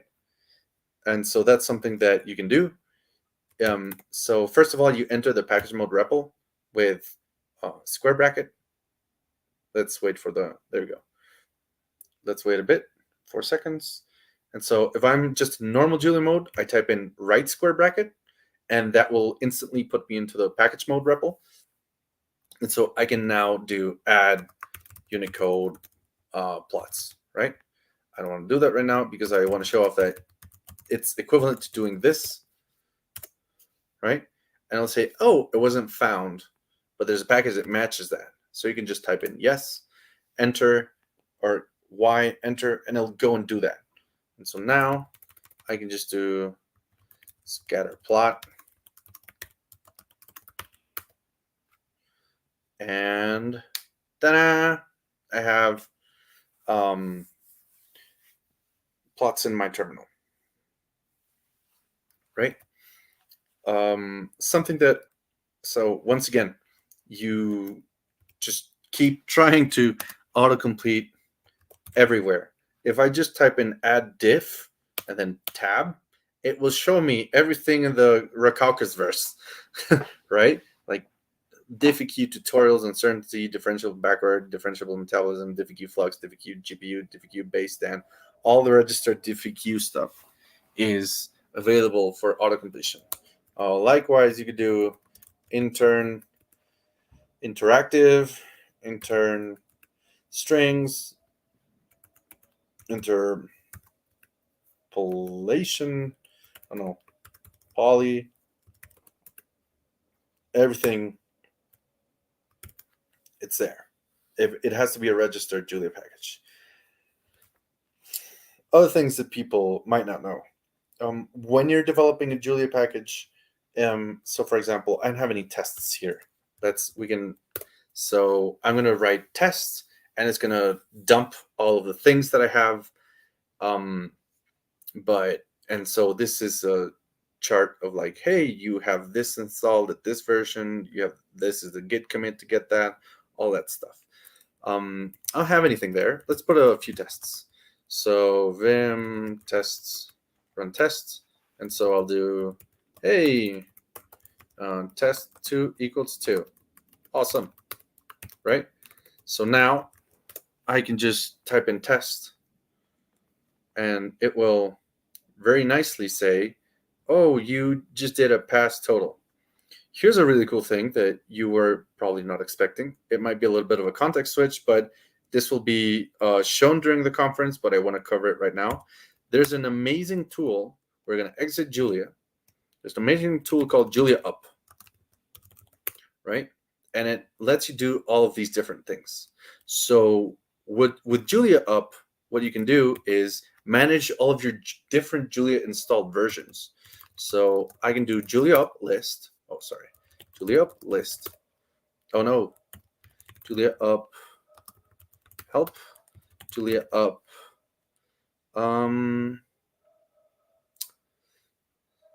Status. Right. That's the one. By the way, if you ever want your most recently typed in shell command, oh no, doesn't work in fish. So with Julia Up, I have installed Julia 1.7, Julia 1.8, release, and source, right? I don't know why I have 1.7.3 and release as well, but all right, that's not the point. The point is that I can do Julia Up default 1.0 and then go change to that Julia version and then start Julia with that new version. And so this all happens automatically in the background. And so in the newest Julia version, this is what I wanted to show. If I run test, I think it's due to a PR by Ian Weaver, you will now get the time that your tests take. So this is a very useful way to check out like really quick fixes or like incompatibilities between your Julia versions. You just need to exit the Julia version and then Julia Up default and then 1.7.3 and then Julia minus project, and then I'm there. We're going to talk a little bit more about flags in a bit, but yeah. So if I type in test now, you can see that I'm in Julia 1.7.3 and it's going to run very quickly and there's no timing anymore. So this is the way that if you're trying to upgrade your packages or you're trying to maintain different a package for different Julia versions, this is the blessed sanctioned way that you should definitely manage your Julia installations themselves. Managing your Julia packages and your Julia code, do that through the package manager. Julia versions themselves, do it through Julia Up. David Anhoff is going to cover it. It's an amazing tool. I really appreciate it. It's built in Rust. All the power to them. But the point is, that's how you use test. And if you didn't know, you can also test for different packages. So let's see. Let's test progress meter or Letexify. Letexify. Let's try testing Letexify. So you can run the test for a particular package. It doesn't only have to be the one in your and the one that you've activated the environment on. So it's, I don't know, running macro tests or something. I don't really care. But the point is, it can be done. All right. So you can ask for status to get a dump of everything that's installed, but you can also do ST. There's a couple of shortcuts in the package REPL. So just ST stands for status. Also, if you're ever trying to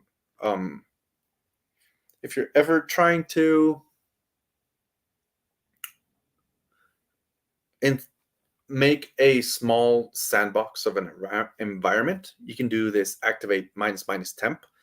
And so that will be a throwaway environment. And if you try to do all of your installations there, then it won't affect any other environments. And when you're done with it, it'll just be deleted. That's really useful when you're just trying to work a minimum, you're making a minimum working example. I recently found this very useful when I was trying to find a bug that affects my computer because of some Mackie installation stuff, not linking the proper Clang library or symbols defined somewhere. So the easiest way to know that I wasn't working my setup was to just say, what is a clean environment that I can just jump into right now? And you can do that with activate --temp. So activate, what it does is you can tell it to have, right, to be in a certain environment, or wait, activate, there we go, right? So I'm here, and now all of the installations that I do happen in this environment, but if I ever leave the environment with just a normal activate, and I ask, hey, what are the things that are installed? You can see that abstract trees is installed for the REPL Mastery Workshop thing, but it isn't installed for my global workshop or for my global environment. My global environment only has like, these are the things, but the REPL Mastery doesn't have that. Actually, I should remove a few of those, but that's not the point. So you're missing one key part of the puzzle to be extremely productive in Julia, and that is instantiate. So instantiate will eagerly download all the dependencies of an environment. So if you ever want to know if your coworker's code really works on your computer, you can just use their package. You go into the directory, right? Let's say that you're here. You go home, right? And then you're like, all right, let's do this Julia dev thing. And then you go into the REPL Mastery Workshop, and you're like, oh, what is this thing?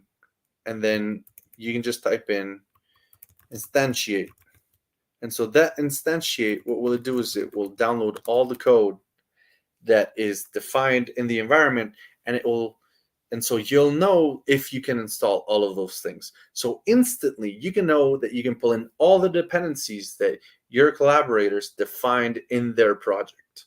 So they have to be like conscious that they're adding things to the environment and work in this certain way. But once you do that, once you get into the habit of always activating an environment, it's so much easier. As a really quick tip for making that easier, you might have noticed that I did this, but if you do Julia ---- project, it will automatically start Julia with the appropriate environment, right? So that's something very useful. In fact, I almost always alias JP as Julia project. So I'll just jump into a repo, I'll just jump into a folder, and then JP, and then I already have the environment set up.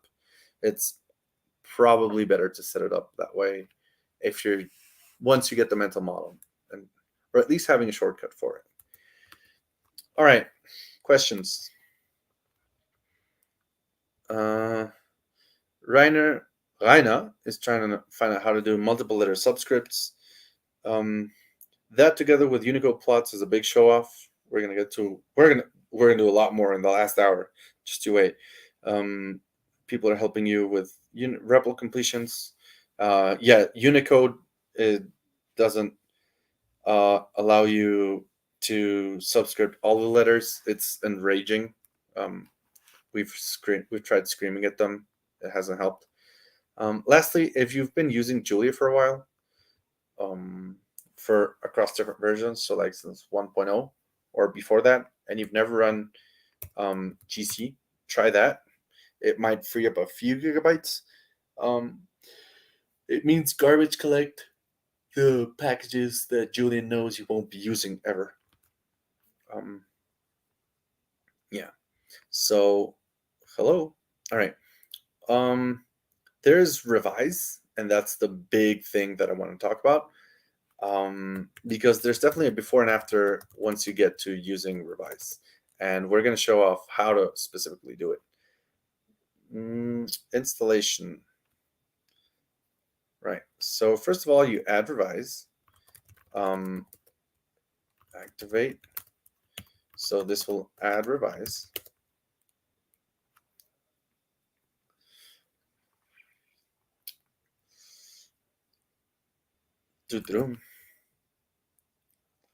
Other key features of revise.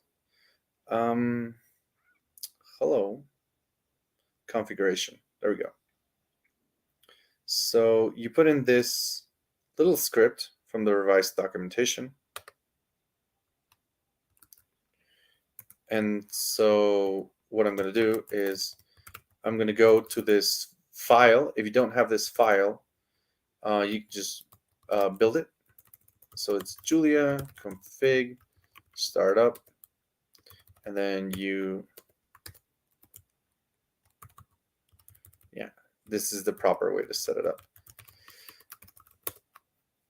Once you have that, what you're supposed to do is the following. Let's say that we have a file called revise me, right? So this function will say hello, and then it says JuliaCon 2022 says hi to that person, right? And also, what do I want? I want temp equals 999. So once you're using revise, then you can do include T. Notice the T. You can do revise me. And so this basically sets up like a watching system where it keeps you updated on any changes that happen to the file. So what you can do is, I was like, oh, what was that hello function? I think that was hello Elias, who's in the chat. And so JuliaCon 2022 says hi to Elias. And so I say, all right, I want to go back and edit that. So I do that. Oh my God, it's still set up to that thing. It's still set up to nano. And I was like, no, maybe it's not JuliaCon that, but it's maybe it's just chat. Write out. Nope. It's write out and enter and then exit. Whew. All right. Env editor enter. Yeah, let's never do that again. And so if I run hello Elias again, now that function is redefined in my REPL environment, right? So let's demo that again. Edit hello. Edit, Control P to go back, Control P to go back up again. And so I'll be like, oh, chat says that. And I'm like, what's up? I'll just control, I save and quit. And then I do hello, Elias. And it's what's up, Elias, right? So I only have to worry about like trying to run my code. And so you can have this tracing through your packages, right? And just be editing a file at a time. You can just be playing around in the REPL, and when you figure out what's working, you can just do add edit, jump straight into the function, change what needs to be changed, and then activate. Like let's say that this is a good demo to vim source, and then Julia autocomplete that, and I'll be like, all right, export. So hello is X, and it should be equal to that. Export the hello, and I'll be like, all right, using REPL mastery, right? It's pre-compiling. It did some really fast pre-compilation. So I'm like, all right, so I can do hello with, let's say hi to Grant, who's also in chat. What's up, Grant? So then I realized that I'm like, all right, I want to run all these tests, and my test passed, but I'm like, oof, I didn't have any tests that really checked that I was definitely saying hi to Grant.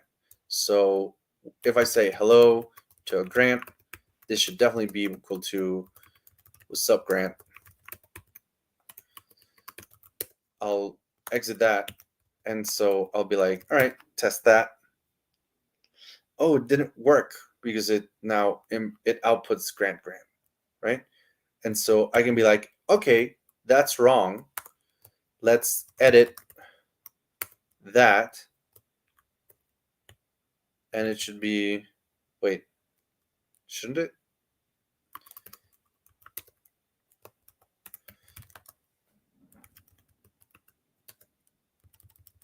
Hello, Grant. What's up, Grant? Yeah. Maybe it's because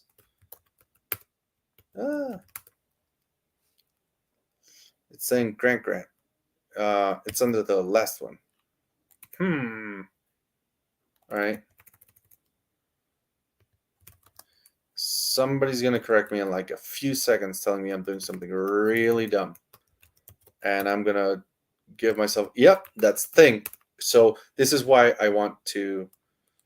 This is what I wanted to check with the what's up, Grant. What's up? Right. This is what I wanted to check that I'm. So now, before I run the test, I could be like, wait, does it even work? And so I could be like, hello, Grant.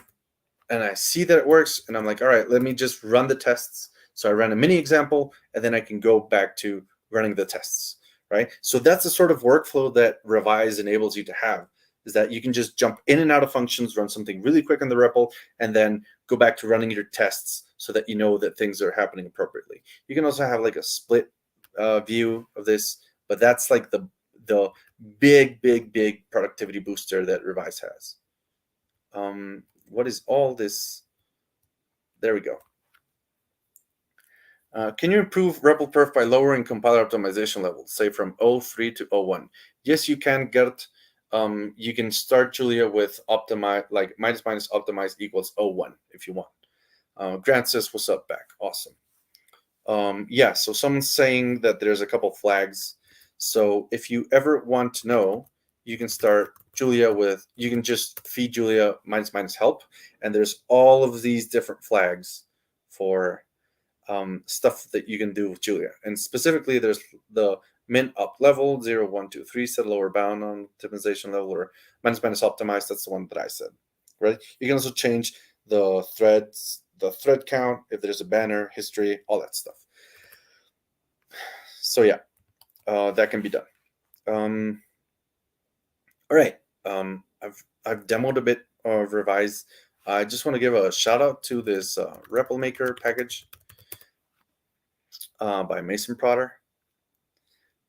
And so you can very quickly make different REPL modes. So we've seen 4, right? You can make your own. You can make an expression mode where you can just be shown the quoted version of your code. You can interpolate. You can make Lisp mode, right? By just feeding the macro straight from your REPL mode into the Lisp, into your Lispy interpreter. So you can have Lisp within Julia, right? And so this package is amazing, and you should definitely check it out. There's definitely a lot of things that can be facilitated with this package. Creating a REPL mode at startup time, right? There we go. Packages using REPL Maker. Ooh, there's a small APL implementation. Oh my god, it now uses REPL Maker? Oof. Awesome. Okay. I just got nerd sniped a little bit. But yeah, REPL Maker is amazing.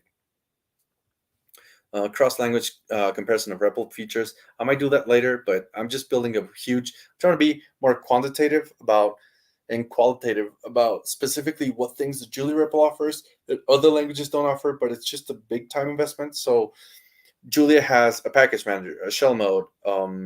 There's Julian mode. You can also do benchmarking. You can also you can't delete functions, you can't delete variables. Those are all things that define like how the Julia REPL can behave. But Julia is not the first language to come up with REPLs. So what exists out there? And so I found some really cool things like in Lisp, you can recompile your entire language with a single like Emacs command, and that's pretty cool. Like you can just hack on the language itself and then have it all recompile. Then you can have it's called break loop debugging. So you can have you can type in an entire function, right? Like let's say that I don't need to anymore. Let's say that I did function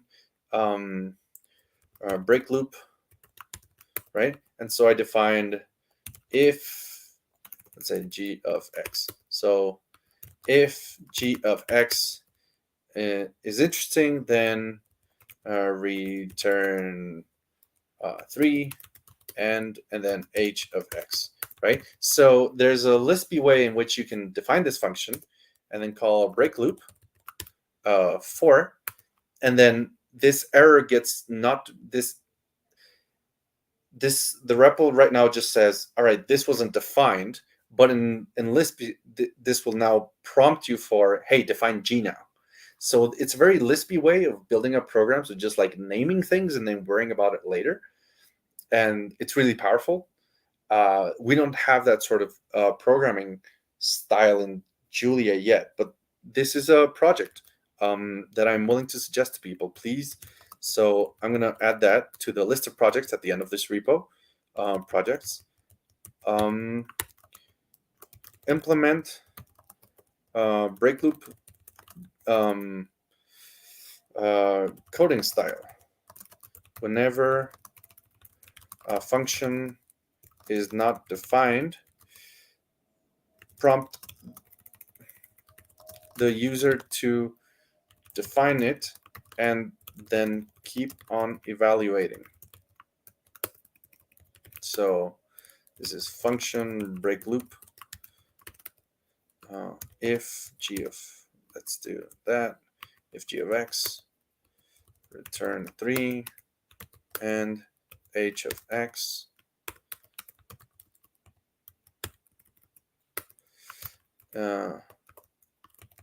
So break loop 1 when break loop 1 runs, prompt the user to define g of x and then resume running break loop of 1. Yeah. Okay. Terminals and font support. I was going to talk about that, but it's very tough. Startup file options. Yeah, let's talk about that. So there's this file that I have. Config. Nope, that's in Julia. Actually, before I get into that, let me talk about. Let's look at some questions. All right, no questions. All right, last hour. Let me show you some startup file options. So these are the things that I've always defined. I always want on my REPL, I always want benchmark tools, and I always want the fix, and I always want revise. There's these other functions that you don't know what they do yet, and I'm going to talk about them in a bit. So first I'm going to talk about surprise. Oh my God, that's a horrible typo. So this can say JuliaCon 2022 And now I've changed my prompt. So this one's just saying, right? So I don't know if people knew that they could do that, but I found it really amusing. So let's try it again. Surprise. Horrible. Snow. So hanky. Okay, but I need the character thingy. There we go. Can I convert an object of type? Oh my god. Stop whining, Julia. So there we go. This is, oh wait, I want to do, there we go. Now we know it's legit. Super, super useful REPL mode, right? Don't ever do this.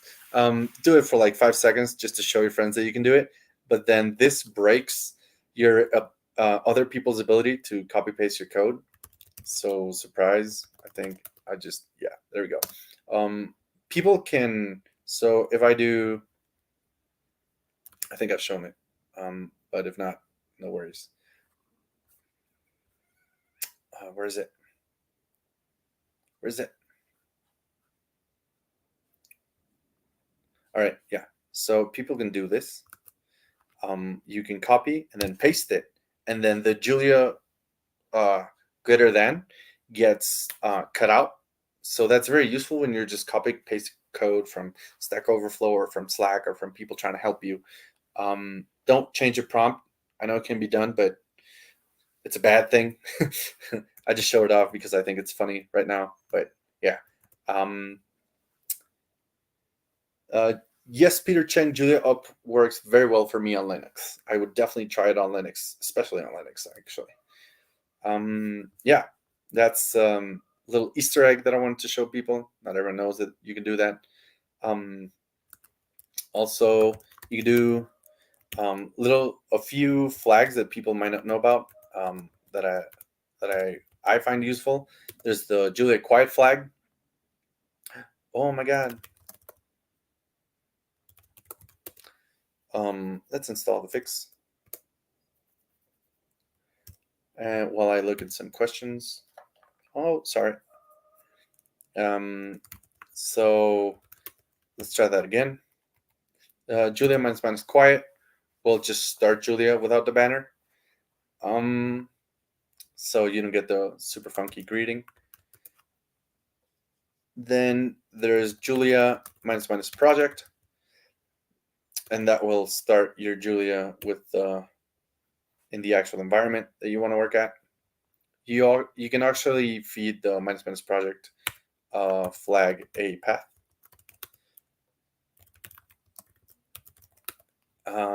There's a lot more. There's one that I don't think that a lot of people have run into, so I'm gonna talk about it now, which is this one. So because Julia is built on LLVM, there's a flag that you can pass to Julia called LLVM Julia args, and it's called minus time passes. So this will pick up on, wait, let me, let's do Unicode plots. So this will try and time this will measure all the time that Julia spent optimizing code in the LLVM passes. So, all right. I think this is because I changed my default. Yeah. So that one.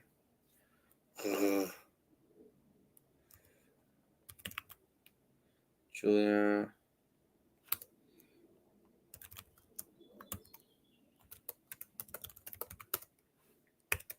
That's the one. Can you start a Julia server locally and bind several clients to the same backend? Yes, you can. Sharing or attaching to a Julia session among several processes. Yes, that's distributed computing. Not going to talk about it here, except for the fact that it exists, and other people will be talking about it at the conference. I wanted to show off this flag, Julia LLVM _args. And then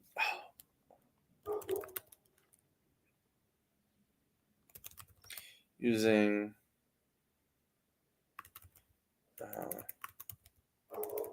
Unicode plots, revise. Let's see what people are asking.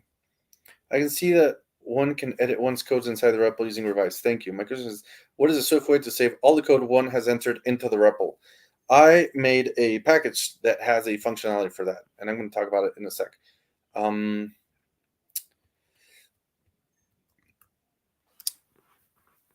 There's a bare bones way, and there's a not so bare bones way. And I'm just going to talk about this.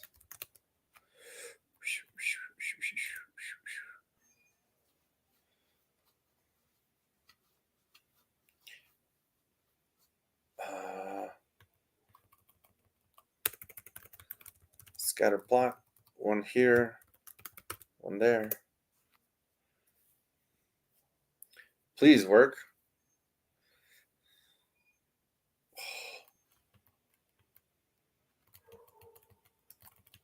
Scatter plot. Okay, finally. Hopefully. Jeebus. So this will run that entire part. Hello?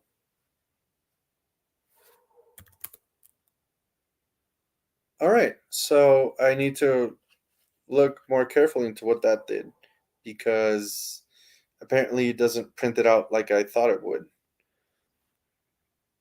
All right. Well, I'm going to have to look that up. All right. I showed you how to change a prompt. Also, you can name your environments. So, or I think by orgs.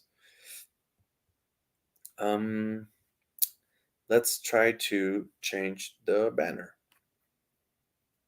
So, Julia,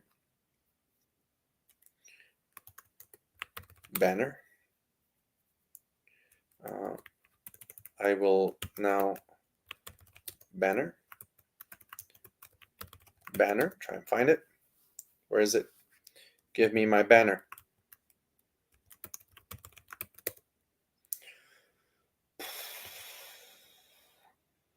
All right.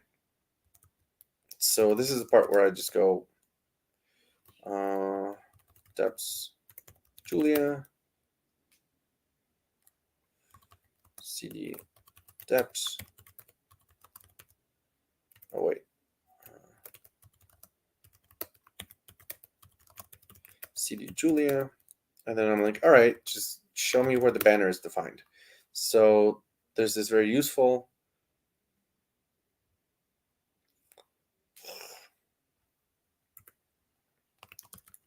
Julia, Julia, Julia, JOSS, cd Julia. Right. Banner. There we go. Oh my god. FD function banner IO. There we go. Base version.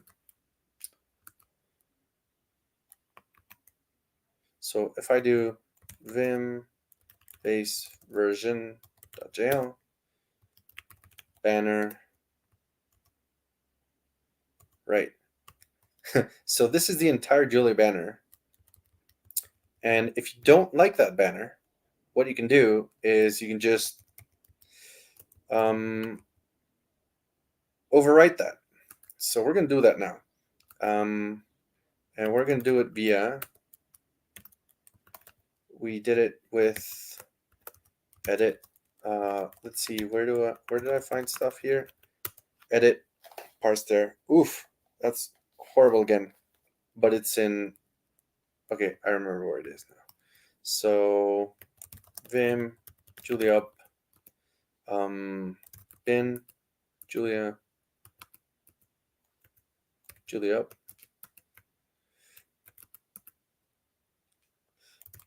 bin, Julia launcher.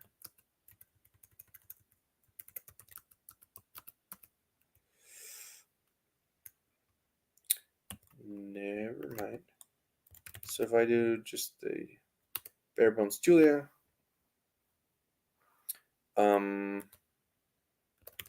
less which parse int 1 to 3. Yeah, it's there, but it doesn't show me. And there you go. Edit parse. This is in. Wow.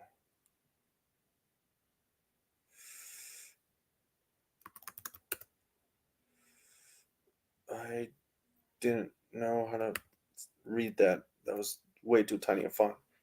Probably this one looks very promising. Remote REPL. Yeah, people are asking questions. All right. I was going to try to change my banner, but I don't know why I'm not able to. Julia? Julia up. There we go. I'm on the share Julia base version.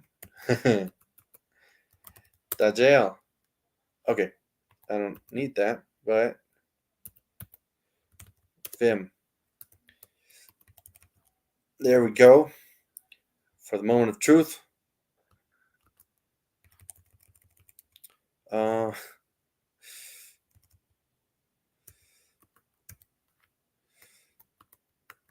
Let's make sure to comment this entire thing. And then, sorry, people aren't able to see that. There we go. It should be good now. Else print IO. And now the doggy.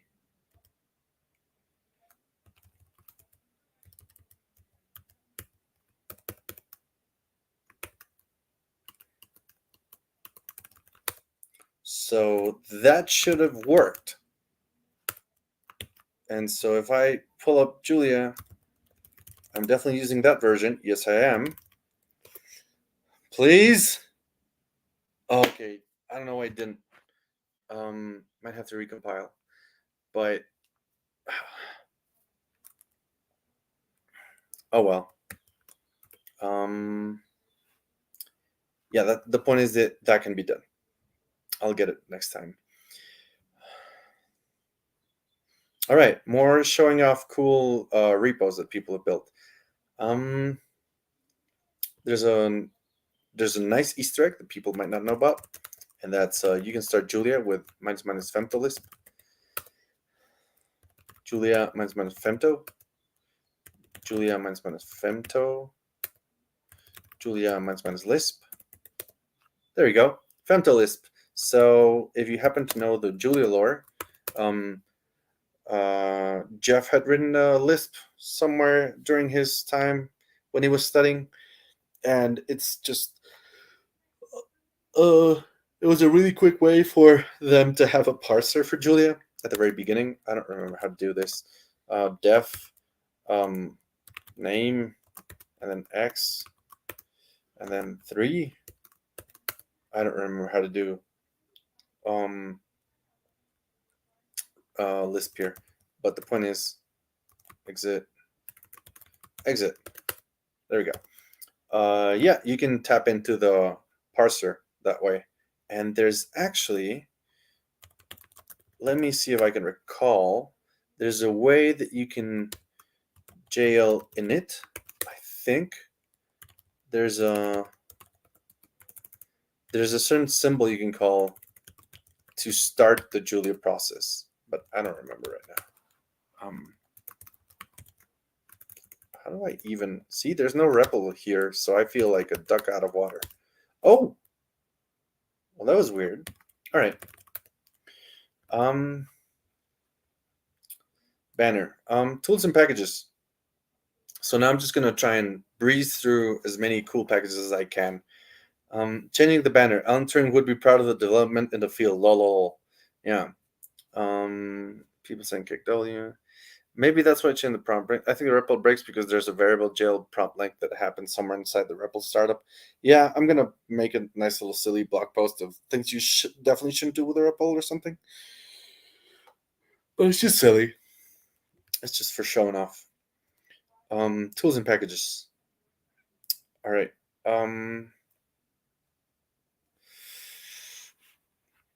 No more questions so far. Let's look at some really cool stuff that Julia has out of the box. Um, you can ask Julia to tell you when you're definitely screwing up. So if you're doing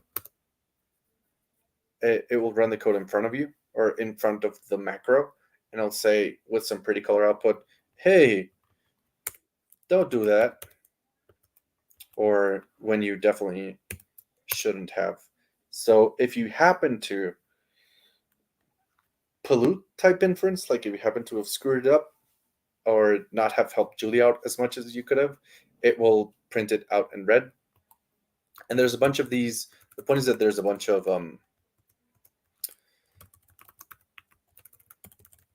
these macros of like, hey, how does x equals 2? Code lower. Oh, that's why. There's a lot of transformation passes that have to happen from you running Julia code to Julia actually running the code. And so knowing all of these different code friends is very useful for being able to inspect what's going on underneath the hood at many different levels. Right? So definitely autocomplete them, play around with them, figure out what's fun. Just for all the haters out there who say that Julia can never be fast, that's you can have the code typed and then you can have the code native. So you can have there's your assembly if you're really into that. Um, benchmark tools. Benchmark tools is probably the number one leading cause of performance junkies in Julia. That's not benchmark tools.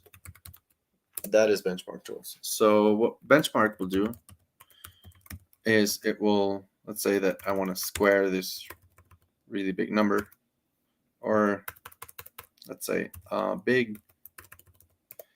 That's not a number.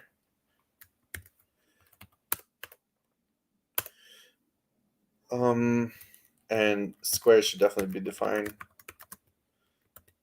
There we go. Control P, Control P.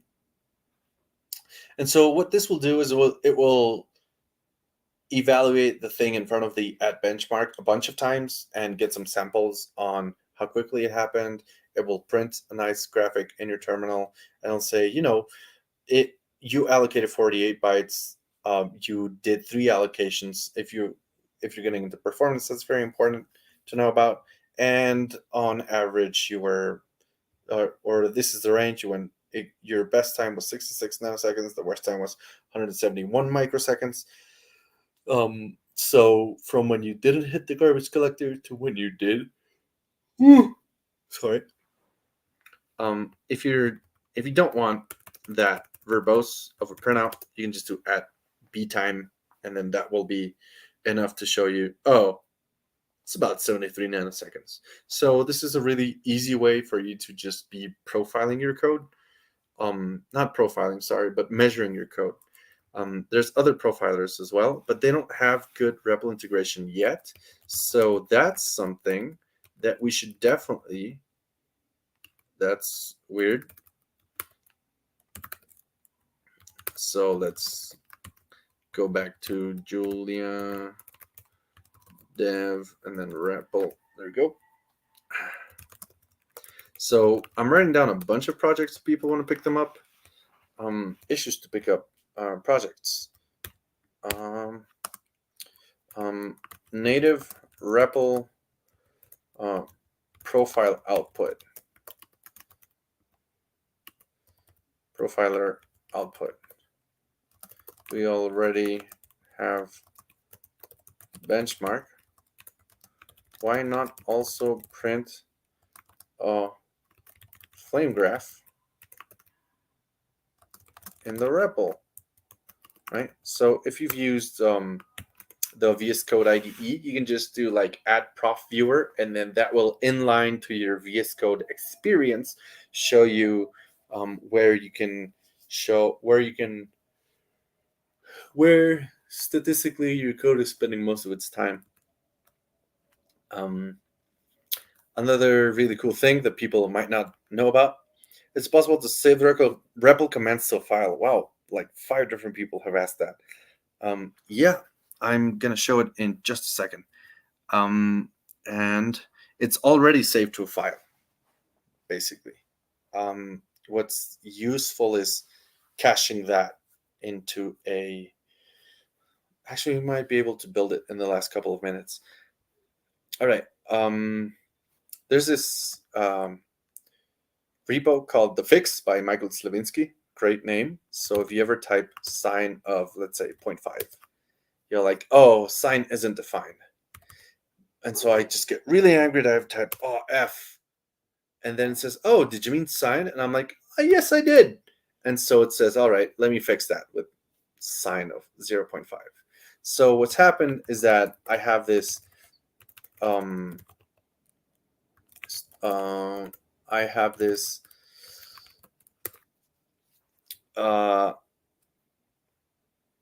go away. Thank you. The fix lets you, it will try and do like a smart search algorithm for strings to the nearest like completable function or constant that you could typed in that you probably mistyped. And so you define your shortcut. It can be a bit more obscene than my double F. And so it's based on an actual package that I can't probably pronounce on this channel.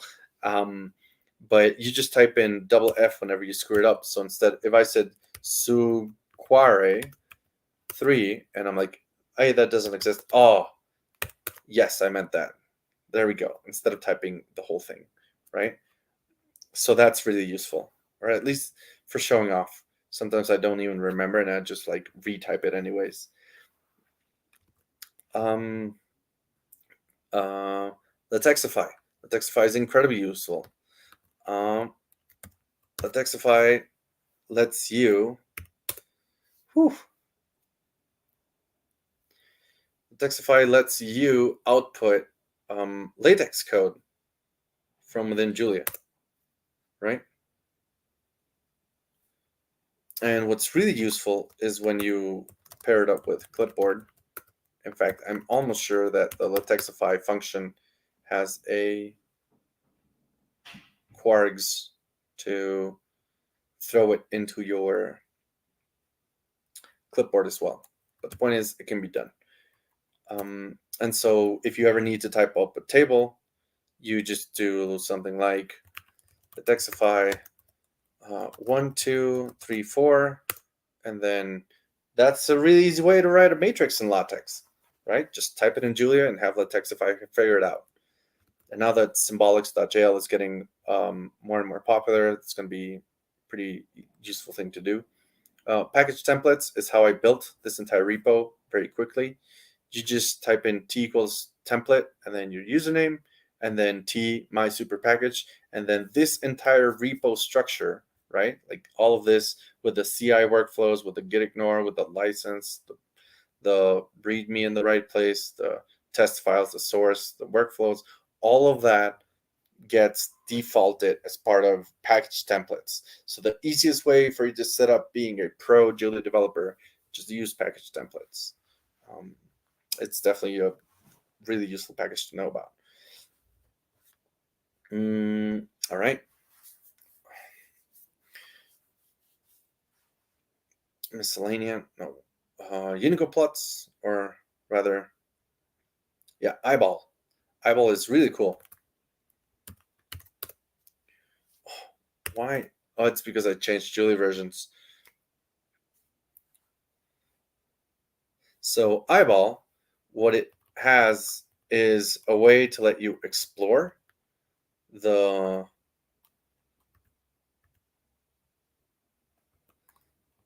different fields of a really nested struct, right? So you can say like, all right, what's this args thing? Oh, I don't know. It's not that interesting. So maybe I can just hide that, right? Fields that there's a there we go. Yeah, so you can expand or minimize these symbols. Yeah, with left to right. That's the easiest way to do it. You're like, that's too much info. So you can just keep collapsing with left and right. So instead of being tab completing all the way, you can just say like, hey, what's this like super gnarly, like let's say, I don't know, this IO context that I had used. Instead of trying to figure it out, you can just do I of IO, and then it will say like, oh, those are the things that are defined there. These are all Booleans. You can just append. That's the max size, the pointer, and all that stuff. And you can expand that if you're really interested. Showing items 1 through 10. Hit E to expand. There we go. Awesome. Excellent package. Cannot recommend enough. Very friendly to people who are part of the Julia REPL Stan account gang. Hi, let me read some of these questions. Changing the banner, is it possible? Hi, Miguel, how can I install screen keys? I think it's sudo apt install screen key on Ubuntu. So that's what worked for me. If your online should be in your package manager, Mac doesn't have screen keys. I'm using Windows. Oh, sorry, don't know for Windows. Yeah, there's something equivalent as screen keys, but I won't know right now. Terminal pager, also really useful. Don't do me like this. Oh my god. It's because I know why. It's because I'm not in the environment.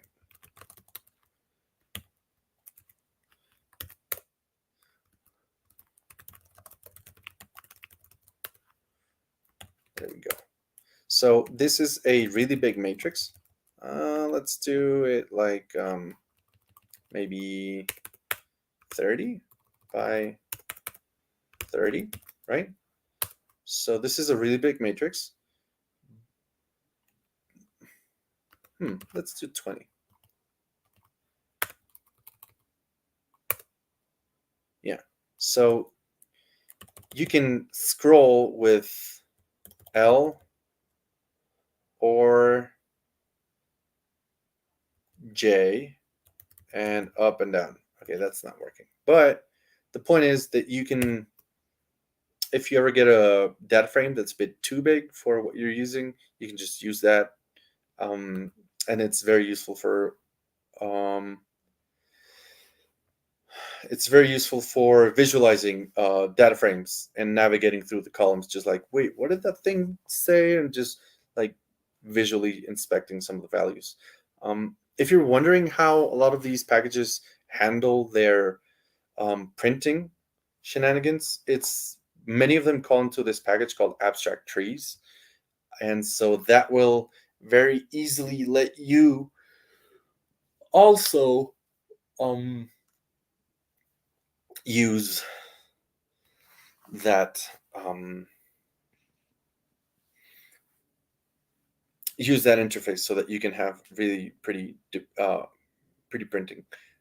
There's these other packages, Debugger, Cthulhu, and Snoop Compile, which have to do with stepping really deep into the internals of Julia. Debugger is like the most accessible one. But the others work in a very similar way, in which you can do enter, parse int, and then you can do like that. And so this is a debugger within your terminal. It's going to take a little bit of time and so it will show you what you're about to run. If you don't know what you want to do and it's like, oh, what's this really funky thing? You can type in ? And it will print out all of the commands that you can type in. The really important ones are the ones for adding a breakpoint, which will stop the evaluation at different points. And then the next key, and the one where you can hit the comma, or not comma, the tilde. So you can type in now super duper, right? And this is 100. And so even as you're evaluating the function, you can evaluate new Julia code as you're stepping in through that function. So you can go back to the debug mode and step into the next call, step over with next, step over that, step over, and now it returns 123, which was like what we wanted to. So that's one of your options for debugging. Cthulhu and Snoop Compile just, I think Snoop Compile does have a REPL mode. I'm pretty sure. Unigo plots, I think I've shown. Progress meter is really cool. It will let you very easily have progress meters attached to for loops. So it's a really easy way of just having a for loop on your code. Just attach a progress meter onto it. I don't want to talk a lot about term, but there's going to be a really cool presentation on term at JuliaCon. I made sure they were presenting.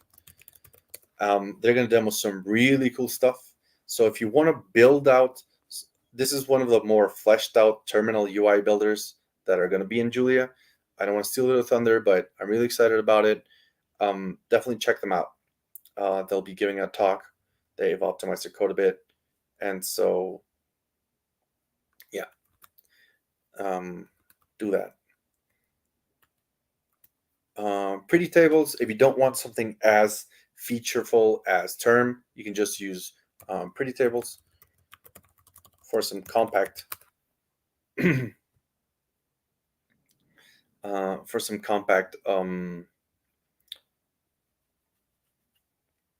representation of your types. You can customize it quite a bit, but it's very friendly. It's very easy to get set up with. Finally, this is one of the projects that I most want to see in Julia. It's a Pluto REPL interface. So you could probably use term to build this, but the point is, I don't like spinning up a web browser for using Pluto, but I do appreciate the fact that you get like this model for showing computation. So term already has a markdown renderer. Why not just like have the ability to edit cells and move them around within the Pluto? You can call the Pluto engine because that's now a separate part, but somebody please build a Pluto REPL UI for the terminal. Pluto REPL, yeah, that would be awesome. That would be really awesome. I think it would be probably a really good way to get set up. Miscellanea. I didn't show this before, but there's a part of the Julia REPL itself that's now terminal menus. So if you're wondering how do you even get started with this, this used to be an outside library and now it's part of Julia. It's called terminal menus. And it's got, oh, the page is now there. So you can build a Veda menu, right? So let's see what it does. Using terminal menus. What? Nope. Using REPL terminal menus, right? Terminal menus. So radio menu. Oh wow, that's a lot of things. So you can have a radio menu of, let's say 1, 2, 3, 4. Not that one. Okay. Yeah. Radio menu. All right. But the point is, this is a really easy way to just display a vector of your options. There we go. Yeah. Radio menu, and then A, B, C, D. There we go. And what?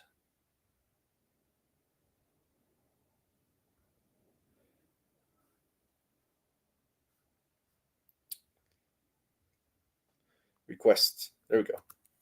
Request radio menu A, B, C, D.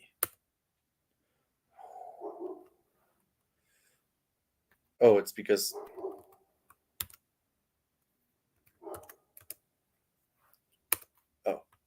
and so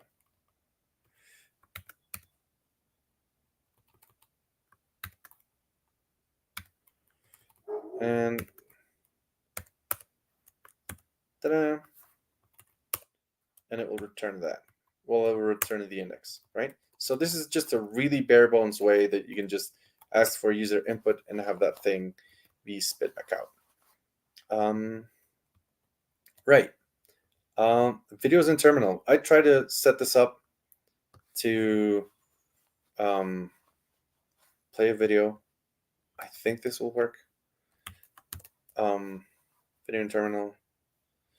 Yeah, I couldn't get it to work, but there's something with my computer. But there's definitely people who have built facilities for both capturing video from within your Julia REPL to displaying video, right? So this one is so for example, I did using kitty images. There we go, kitty terminal images.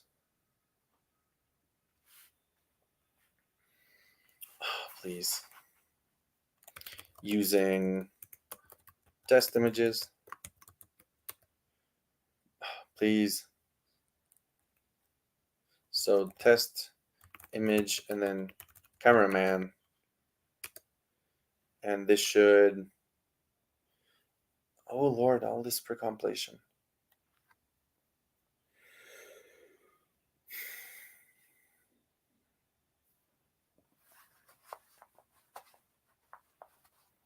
Okay, that's taken a bit.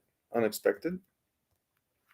By the way, another package in the vein of I'd recommend is interactive code search. Yes, interactive code search is cool.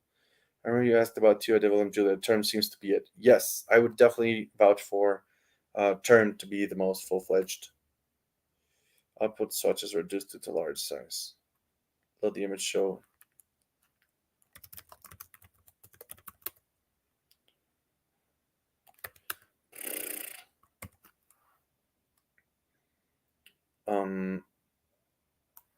So interactive errors isn't for everyone, but all right. Testing image cameraman. All right, didn't want to work. It worked before, but didn't work right now. So there's also this demo of port audio, which is I'm basically certain that Pluto or the Intro to Computational Thinking course has these notebooks where people take a picture of their face and record their voice and then do like fast Fourier transforms on it and a discrete Fourier transforms on the images.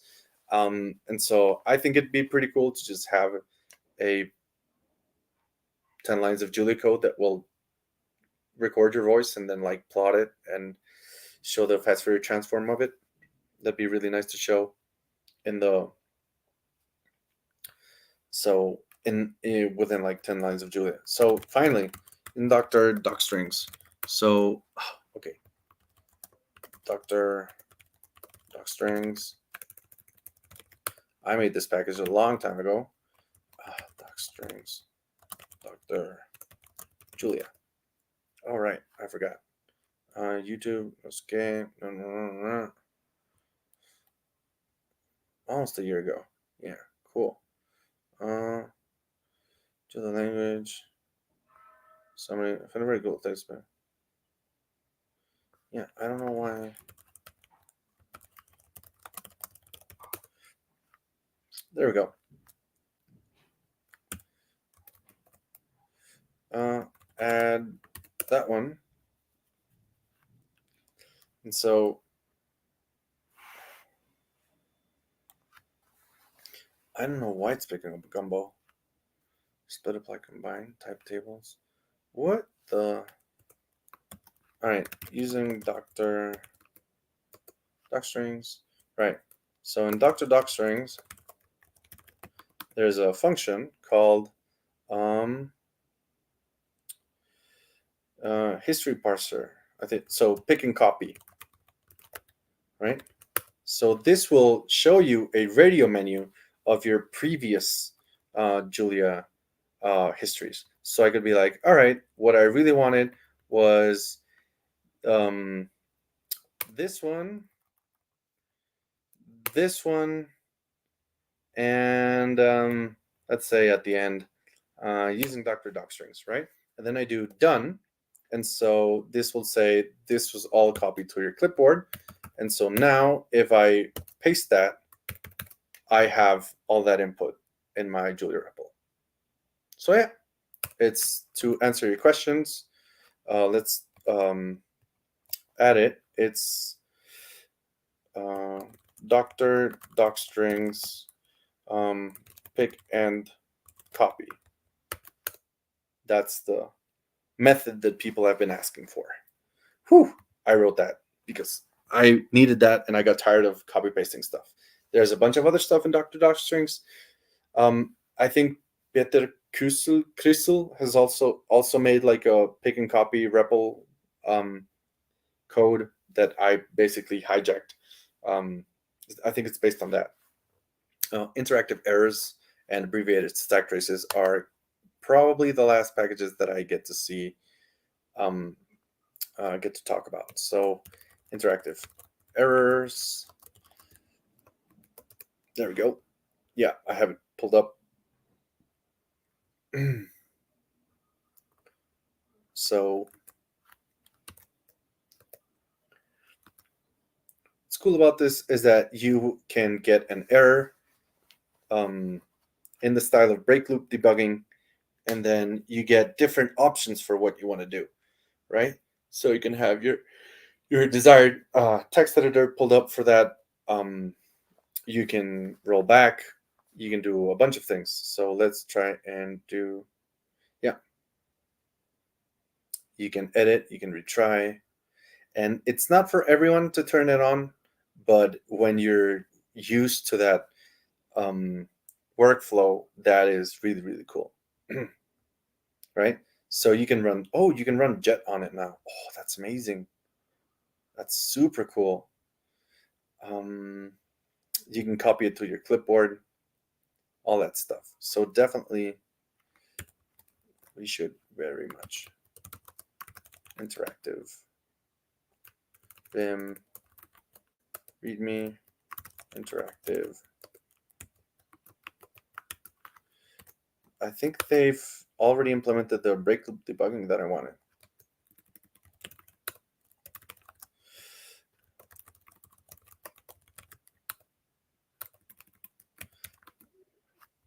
Yeah.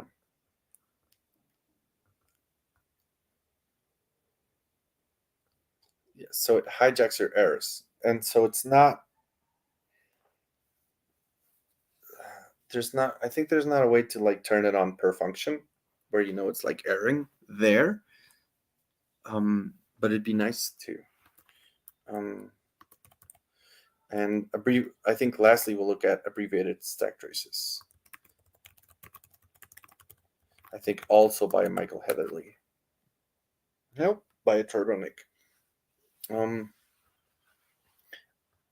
So instead of getting this as a horrible error message, you can get this where it's abbreviated. And so that's another option. You can set an environment flag for it. And this is one of let's try that one. Using brief traces. We're almost done. So if you do some you get this error. Oh, so now it's abbreviated. You can do error. Yeah, so it binds it. So you get this horrible, nasty stuff. Or if you do that. By the way, there's an oh my REPL binding for enable autocomplete brackets. And you can set it to false. And so then you won't have stuff like ASDF, ASTR. There we go. Yeah, I'll do that because I find that super annoying. Oh my REPL enable autocomplete brackets false.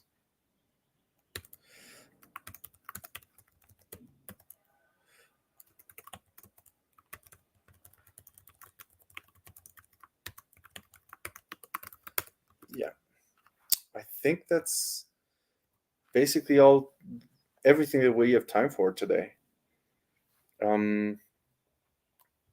Yeah, I'm gonna stop sharing my screen, but yeah, that's it.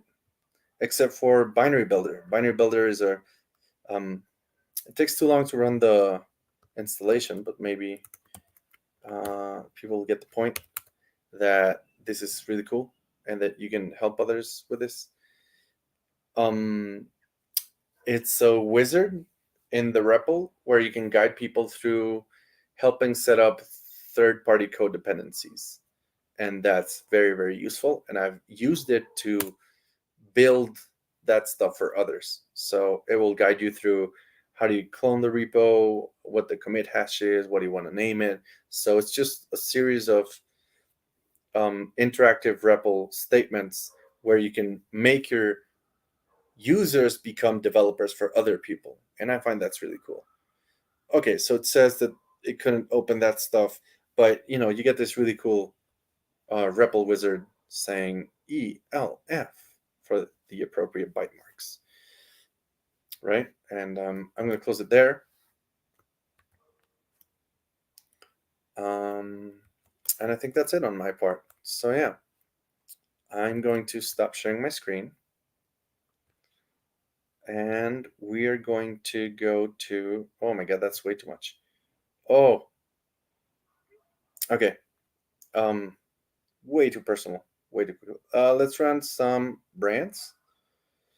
StreamYard overlay. JuliaCon 2020. Yeah. All right, show that. Nope, hide that. All right. Yeah. Well, that's it for me. Thank you, everyone. Fabulous workshop, much to review and learn from. I'll be rewatching the video. So what I will be doing is trying to cut down the quick parts of each section of the workshop so that people can just watch 5 minutes at a time, because nobody ever watches an entire workshop back again. Like there's like maybe 20 people over a year that do it, but having bite-sized like REPL nuggets is very useful to go back to, like, oh, what was that shortcut thing? How did you do that? Like, what does it look like? And I'll keep updating the workshop. I don't think it's just a one and done thing, because people are going to keep building really cool stuff. There's going to be a lot more documentation than just like a really long README. This was just the easiest way to show it to people and share it with people, and also doing the live coding for me. That was a fun workshop. Thank you. Thanks a lot. Thanks, Miguel. I had fun, learned a lot. Ricardo Rios. I have to watch workshop videos from last JuliaCon still on my to-do list. Yeah, everyone has like a really long to-do list with JuliaCon videos, but that's part of the game, I guess. That's a good problem to have, I guess. Thanks for the awesome workshop, says Filippo. De nada. Cheers, people. Hope you all enjoyed. Hope you're getting better at your REPL. We ended up with 63 people here. Awesome. Yeah. All right. Let's end the broadcast. Let's do it. Or unless anyone has any questions. Wait, I haven't checked the Discord.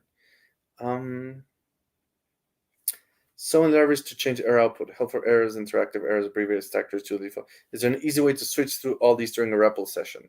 I think that's the part of the global flags that they were setting in the environment.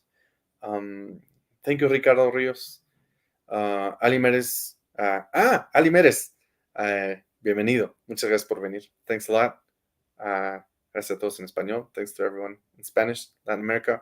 Don't forget, I'm going to have a Julia Birds of a Feather in Spanish, and I'm going to give a JuliaCon What's talk. So if you think this was all the cool parts of the REPL, you might run into some monsters and some really unexpected parts, and that's going to be the JuliaCon What talk. So stay posted for that one. Cheers.